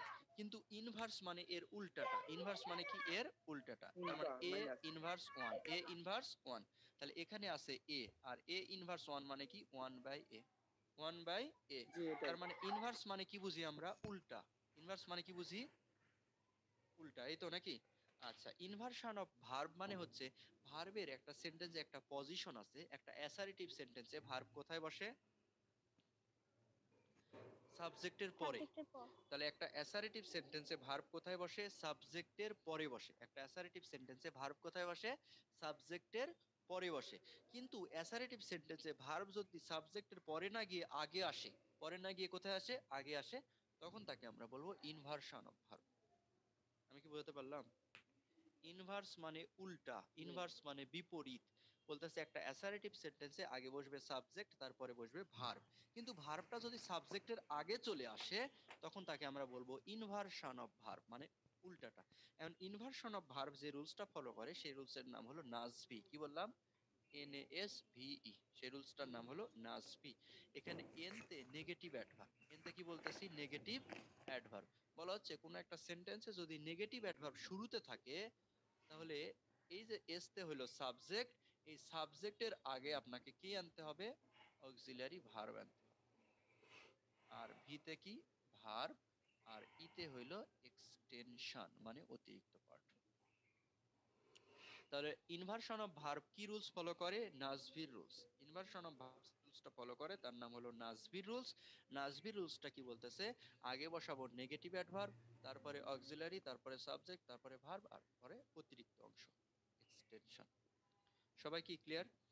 এই ইনভার্সন অফ ভার্ব এটা আমরা সেই ছোটবেলা থেকে পড়ে আসতেছি। যেমন দেখেন, আমরা অনেক আগে থেকে পড়ে আসছি। নো সোনার হ্যাড, এরপরে বলি we, no sooner had we reached the station, reached the station, then the train left. এই সেন্টেন্সটা আমরা পড়ছি না আগে? জি ভাইয়া। No sooner had we reached the station, then the train left. তাহলে এই সেন্টেন্সটা আমরা ছোটবেলা থেকে পড়ে আসছি। নো সোনার হ্যাড এর রুলস, নো সোনার হ্যাড থাকলে আগেরটা হয় পারফেক্ট, মাঝখানে দেন, এরপরে কি বসে? পাস্ট ইনডেফিনিট, তাই নয় কি? এখন বলা হচ্ছে এখানে রিস্ট হলো ভি3, নো সোনার হ্যাড এর সাথে দেন বসে, দেন না, THAN, দেন, THAN, দেন, দেন না, ঠিক ঠিক আছে, হোয়েন দেওয়া যায় না, বিফোর দেওয়া যায় না, নো সোনার হ্যাড এর সাথে কি বসে, দেন বসে। এখন বলা হচ্ছে এই যে নো সোনার আমি লিখলাম, এই নো সোনারটাই হলো একটা নেগেটিভ অ্যাডভার্ব। এই যে হ্যাড কে লিখলাম, এই হ্যাড হলো একটা অক্সিলারি। এই যে উই কে লিখলাম, উই হলো সাবজেক্ট। আর এই যে রিচ কে লিখলাম, রিচড হলো মেইন ভার্ব। ক্লিয়ার? তাহলে নো সোনারটা কি নেগেটিভ অ্যাডভার্ব, হ্যাড হইলো অক্সিলারি ভার্ব, উই হইলো সাবজেক্ট, আর রিচড হইলো মেইন ভার্ব। আর এই বাকি যে পার্টটা আছে, এই পার্টের নাম হলো এক্সটেনশন। এই পার্টের নাম কি? এক্সটেনশন। তাহলে এটাই হলো নাসভি বা ইনভার্সন অফ ভার্ব। যখন কোন একটা অ্যাসার্টিভ সেন্টেন্সে সাবজেক্টের আগে অক্সিলারি ভার্ব চলে আসবে, তখন তাকে আমরা বলবো inversion of verb. Inversion of verb কেন করা হয়? বলা হচ্ছে অর্থকে জোর দেওয়ার জন্য। ইনভার্সন অফ ভার্ব কেন করা হয়? বাক্যের অর্থকে কি করার জন্য? জোর দেওয়ার জন্য। বাক্যের অর্থকে জোর দেওয়ার জন্য ইনভার্সন অফ ভার্ব ব্যবহার করা হয়। ঠিক আছে? ভাইয়া বিকজ কিভাবে নেগেটিভ অর্থ প্রকাশ করে? কে? বিকজ। বিকজ নেগেটিভ অর্থ প্রকাশ করে? জি ভাই, আপনাদের ইনভার্সন শব্দ তো বিকজ মানে ওয়ার্ড তো আপনি তো বললেন যে এই নেসবি নেগেটিভ অ্যাডভার্ব হতে হবে, হ্যাঁ তো হ্যাঁ। সেজন্য আর বলছি আর কি। বিকজ বিকজ ফলো করে এরকম এক্সাম্পল তো জি ভাই, দেখিনি। শুধু বিকজ না নট অনলি বিকজ শুধু এই টাইপের কিছু থাকবে? শুধু বিকজ ভাইয়া। শুধু বিকজ তো নাজবি ফলো করে বলে মনে হচ্ছে না। এরকম থাকতে পারে এর আগে কোনো অন্য কোনো ওয়ার্ড আছে যারা নেগেটিভ, নট অনলি বিকজ এই টাইপের বা না এটা ভাই, সেটা। টেবিলে দেওয়া আছে ভাইয়া নেগেটিভ অ্যাডভার্বের ভিতর। আচ্ছা থাকতে পারে, আমার জানা নাই, ঠিক আছে, এটা আমি দেখিনি, জানাও নাই। আচ্ছা এতক্ষণ যা যা বললাম এখানে কি কারো কোনো সমস্যা আছে? না ভাইয়া ভাইয়া। 111 1 নম্বর সমস্যা। 101 নাম্বার সো কুইকলি আছে, সো কুইকলি। আচ্ছা এখানে এই রুলস গুলো আমি বলে দিচ্ছি, দাঁড়ান একে একে, এটা তাহলে বুঝতে পারবেন। ওখানে দাগ দিয়ে রাখেন। সো কুইকলি এটা হলো নেগেটিভ অ্যাডভার্ব। সো কুইকলি এটা হলো নাসভি রুলস ফলো করে। সো কুইকলি কেন নাসভি রুলস ফলো করে সো কুইকলি, এটা যদি আপনি জানতে চান তাহলে রুল 3 তে যান, 11 নম্বর পেজে রুল 3। সো তারপরে একটা অ্যাডজেক্টিভ অথবা অ্যাডভার্ব, সো তারপরে একটা অ্যাডজেক্টিভ অথবা অ্যাডভার্ব। তাহলে সো এরপরে আছে কুইকলি, কুইকলি হলো একটা অ্যাডভার্ব। তাহলে 101 কি বলতেছে? So quickly did he ran, did he ran. তাহলে সো কুইকলি তারপরে অক্সিলারি হলো ডিড, তারপরে সাবজেক্ট হলো হি, আর রান হলো ভার্ব। ঠিক আছে? জি ভাই। আচ্ছা ভাইয়া 99 নাম্বার যে আছে যে হ্যাড দেওয়া আছে, মানে অ্যান্সার হ্যাড হবে, কি আমরা হ্যাড বুঝবো ওই টেলিফোন র্যাঙ্ক যে আছে ওই র্যাঙ্ক থেকে বুঝবো যে এখানে ওই আরে hardly had dot dot when পড়েননি? No sooner had dot dot then, hardly had dot dot when, scarcely had dot dot, এগুলো পড়েননি আপনারা? জি ভাইয়া। তাহলে এই হার্ডলি হ্যাড এর সাথে হোয়েন বসে, এরপরে আমরা জানি হার্ডলি হ্যাড এর সাথে দেন বসে না, কি বসে? হোয়েন বসে। আগেরটা যদি পারফেক্ট হয় পরেরটা হয় পাস্ট ইনডিফিনিট। আগেরটা কি আছে? পাস্ট, পরেরটা কি আছে? দা টেলিফোন র‍্যাং, পাস্ট ইনডিফিনিট। তাহলে আগেরটা কি করবেন? পারফেক্ট করবেন। এটাই তো বুঝাইলাম। নো সোনার হ্যাড আগেরটা হবে পারফেক্ট, পরেরটা কি হবে? Past indefinite. হার্ডলি হ্যাড আগেরটা হবে পারফেক্ট, পরেরটা কি হবে? Past indefinite. হার্ডলি তারপরে হ্যাড তারপরে সাবজেক্ট তারপরে ভি3, শার্ট হইলো ভি3, শার্ট শার্ট শার্ট। আর কিছু? ভাইয়া না 5 ভাইয়া। একটু সমস্যা ছিল। আচ্ছা এটা শেষ হয়নি এখনো, পরেরটাই যাই। 11 নম্বর পেজ রুল 2 তে দেখেন, বলতেছে অনলি, অনলি এর পরে কোনো যদি একটা প্রিপজিশন থাকে তখন আপনার কি ইউজ করতে হবে? নাসবি রুলস ফলো করতে হবে। আচ্ছা এরপর রুল 4 এ যান। রুল 4 এও একই জিনিস, অনলির পরে কোনো একটা কনজাংশন থাকে। যেমন দেখেন এখানে দেয়া আছে অনলি বিকজ, ওইটাই বললাম, বিকজ একা না, বিকজের আগে কেউ তো লাগবে। দেয়া আছে দেখেন তো, only because, only if, only then, only until. আচ্ছা এরপর রুল 5, রুল 5 এ দেখেন নট অনলি বাট অলসো, এই টাইপের। আচ্ছা এরপরে এই শীটের পরের বাকি যে পার্টটা আছে এই পার্টটা হলো মুখস্থ বিদ্যা। Interchange of part of speech, আপনাকে একটা শব্দ দিবে, দিয়ে বলবে এটার নাউন কি হবে। যেমন রিমুভ, এটা হলো ভার্ব, দিয়ে বলতেছে এটার নাউন কি? রিমুভাল, এটা হলো একটা অ্যাডজেক্টিভ নাউন। এরপরে আপনাকে একটা শব্দ দিল বিউটিফিকেশন, দিয়ে বলতেছে এটার নাউন কি? আপনার বলতে হবে বিউটিফাই, বিউটিফাই এটা হলো ভার্ব, আর বিউটি এটা হলো নাউন। যেমন ব্রেক, এটার অ্যাডজেক্টিভ কি? ব্রেকেবল, এটার নাউন কি? ব্রিজ। তাহলে এগুলো আপনারা পড়ে নিন। হ্যাঁ, 6 নম্বর থেকে কারো কোনো জিজ্ঞাসা?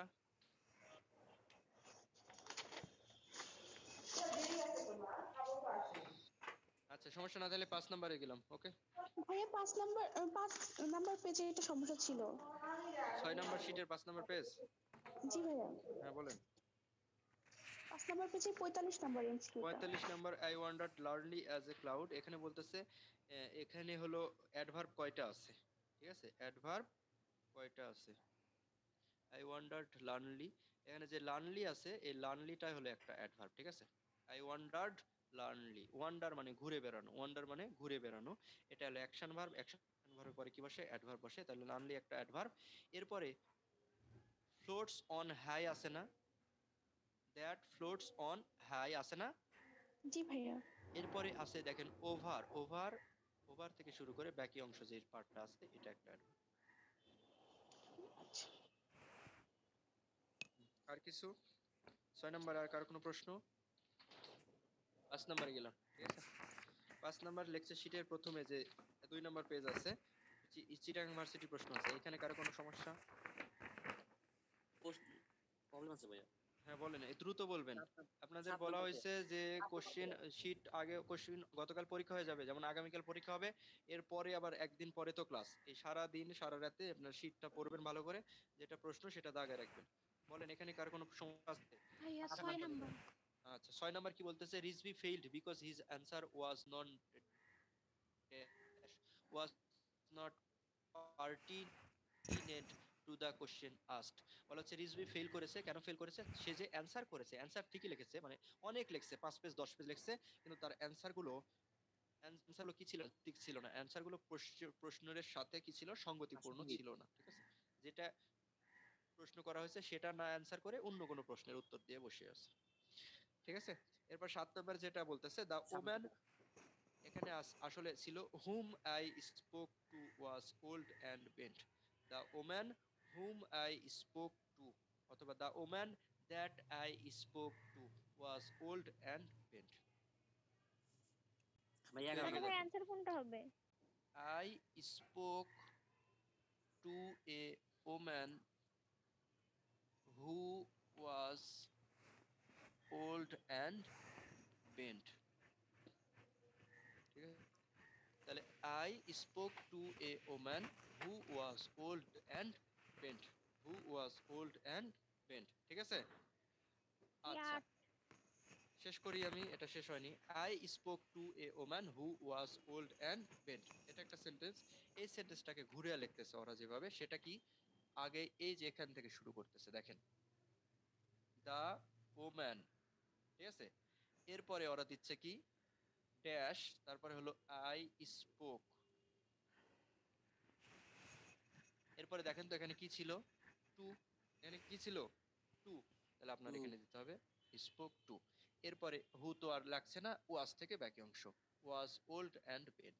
The woman dash I spoke to was old and bent. এখানে কি উজ্জ আছে? এখানে একটা দ্যাট উজ্জ আছে। দ্যাট কি আছে? উজ্জ আছে, একেবারে সমস্যা নেই। The woman that I spoke to was old and bent, তার বদলে কি আছে? The woman I spoke to. সাথের 1 নম্বর অ্যান্সার ঠিকই আছে। বুঝাতে পারলাম কি? জি ভাইয়া। আচ্ছা এরপরে বি নাম্বারে দ্যাট আছে, কিন্তু 11 বি নাম্বারে টু নাই। হ্যাঁ, বি নাম্বারে কি নাই? টু নাই, টুটা লাগবেই। এরপর কয় নাম্বার? 11 ভাইয়া। হ্যাঁ, whenever there was a visitor the dog dash। whenever there was a visitor, যখন একটা ভিজিটর আসে, the dog would run to the door। কুকুর কি করে? দরজায় দৌড়ে যায়। কোনো সমস্যা? প্রশ্ন বলছিলাম তো আর কি। এখানে প্রশ্ন প্রথমটাতে আছে উইল রান, আগেরটা আছে ফিউচার, পরেরটা সরি আগেরটা আছে ওয়াজ পাস্ট টেন্সে। এখানে আপনি উইল রান করতে পারবেন না, ইজ রানিং করতে পারবেন না। আগেরটা পাস্ট হলে পরেরটা প্রেজেন্ট ফিউচার এগুলো করতে পারবেন না। এখন বলতেছে ওয়াজ রানিং হবে না, এখানে হবে উড রান, দৌড়াবে। দৌড়াবে যখনই আসবে তখনই দৌড়াবে, দৌড়ে দরজায় যাবে। 8। 8 number, the man said he did not dash, he did not dash. হ্যাঁ, he did not bother about to go by বাস।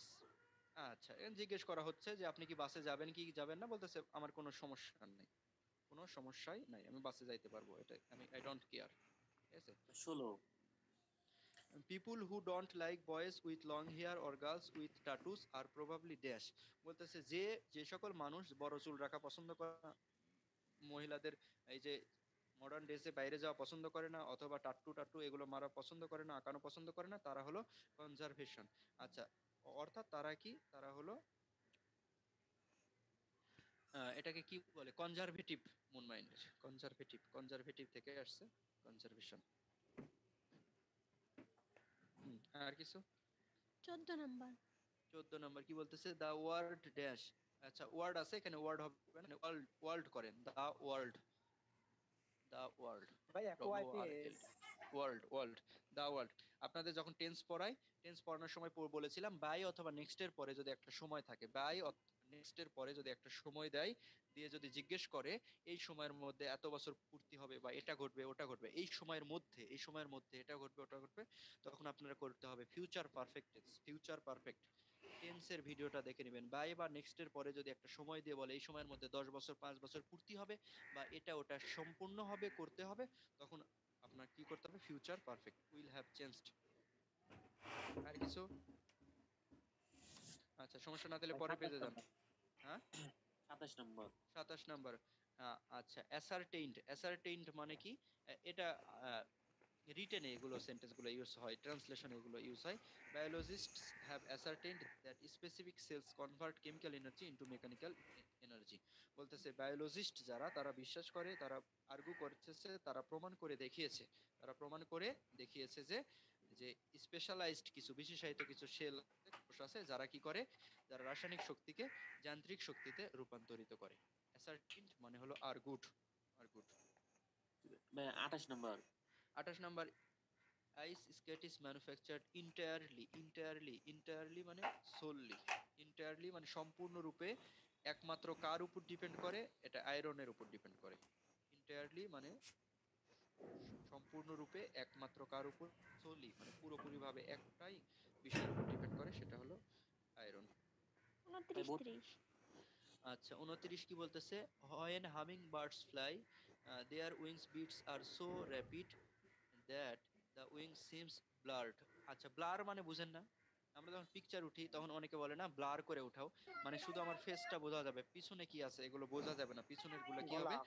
ঝাপসা হবে। তাহলে ইনডিস্টিংক্ট, যাদেরকে শনাক্ত করা যায় না, বোঝা যায় না, ইনডিস্টিংক্ট। ডিস্টিংটিভ মানে শনাক্ত করা যায়, ডিস্টিংক্ট মানে সেগুলো একদম স্পষ্ট, আর ইনডিস্টিংক্ট মানে অদৃশ্য, বোঝা যায় না এমন। এরপর কয় নাম্বার, 31 না 32 বললেন?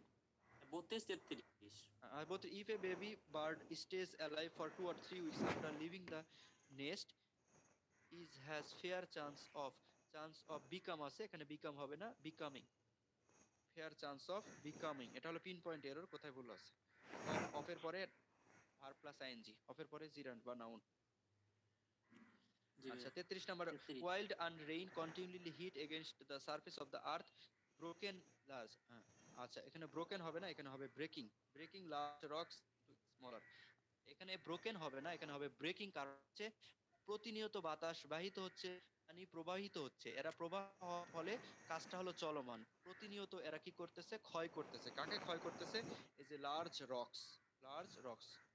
সমুদ্রের পাড়ে যখন যাবেন তখন দেখবেন প্রতিনিয়ত ঢেউ আসতেছে আসতেছে, ধাক্কা দিচ্ছে কি জোরে। আপনি যখন সেন্ট মার্টিনে যাবেন বা কক্সবাজার যাবেন, ওই ঢেউয়ের ওখানে দাঁড়িয়ে থাকা কষ্টকর। তাহলে প্রতিনিয়ত এই ঢেউটা কি করতেছে, ক্ষয় করে নিয়ে যাচ্ছে, মাটি ক্ষয় করে নিয়ে যাচ্ছে, পাথর ক্ষয় করে নিয়ে যাচ্ছে। এটা চলমান কাজ, যদি চলমান কাজ বোঝায় তাহলে হয় প্রেজেন্ট পার্টিসিপল, ব্রেকিং হবে, ব্রেকিং হবে প্রেজেন্ট পার্টিসিপল। আর এখানে দেয়া আছে ব্রোকেন, ব্রোকেন হলো পাস্ট পার্টিসিপল। এটা অলরেডি ঘটে গেছে বোঝাচ্ছে না, এটা চলমান আছে। যদি অলরেডি ঘটে যায় তাহলে পাস্ট পার্টিসিপল, আর যদি চলমান থাকে তাহলে হয় প্রেজেন্ট পার্টিসিপল। আর কিছু? 34। 34 number, the amphibians are of few economic importance to humans, are of, the amphibians are of,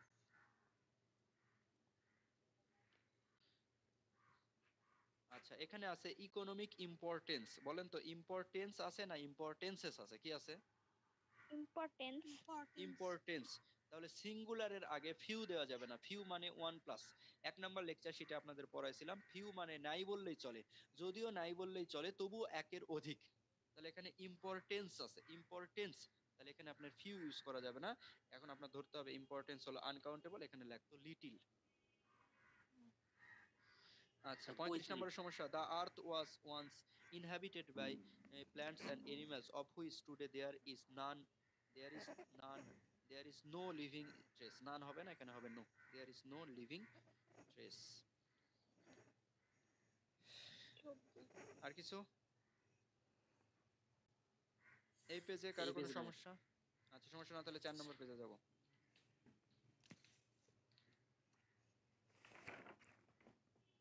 4 নম্বর কোনো সমস্যা? 4 নম্বর পেজে মুড সম্পর্কে একটু আলোচনা করেন। অক্সিলারি ভার্বে এখানে বলছে ভয়েস এবং মুডের গঠনে অক্সিলারি ভার্বে সাহায্য করে। মুডটা একটু আলোচনা করে।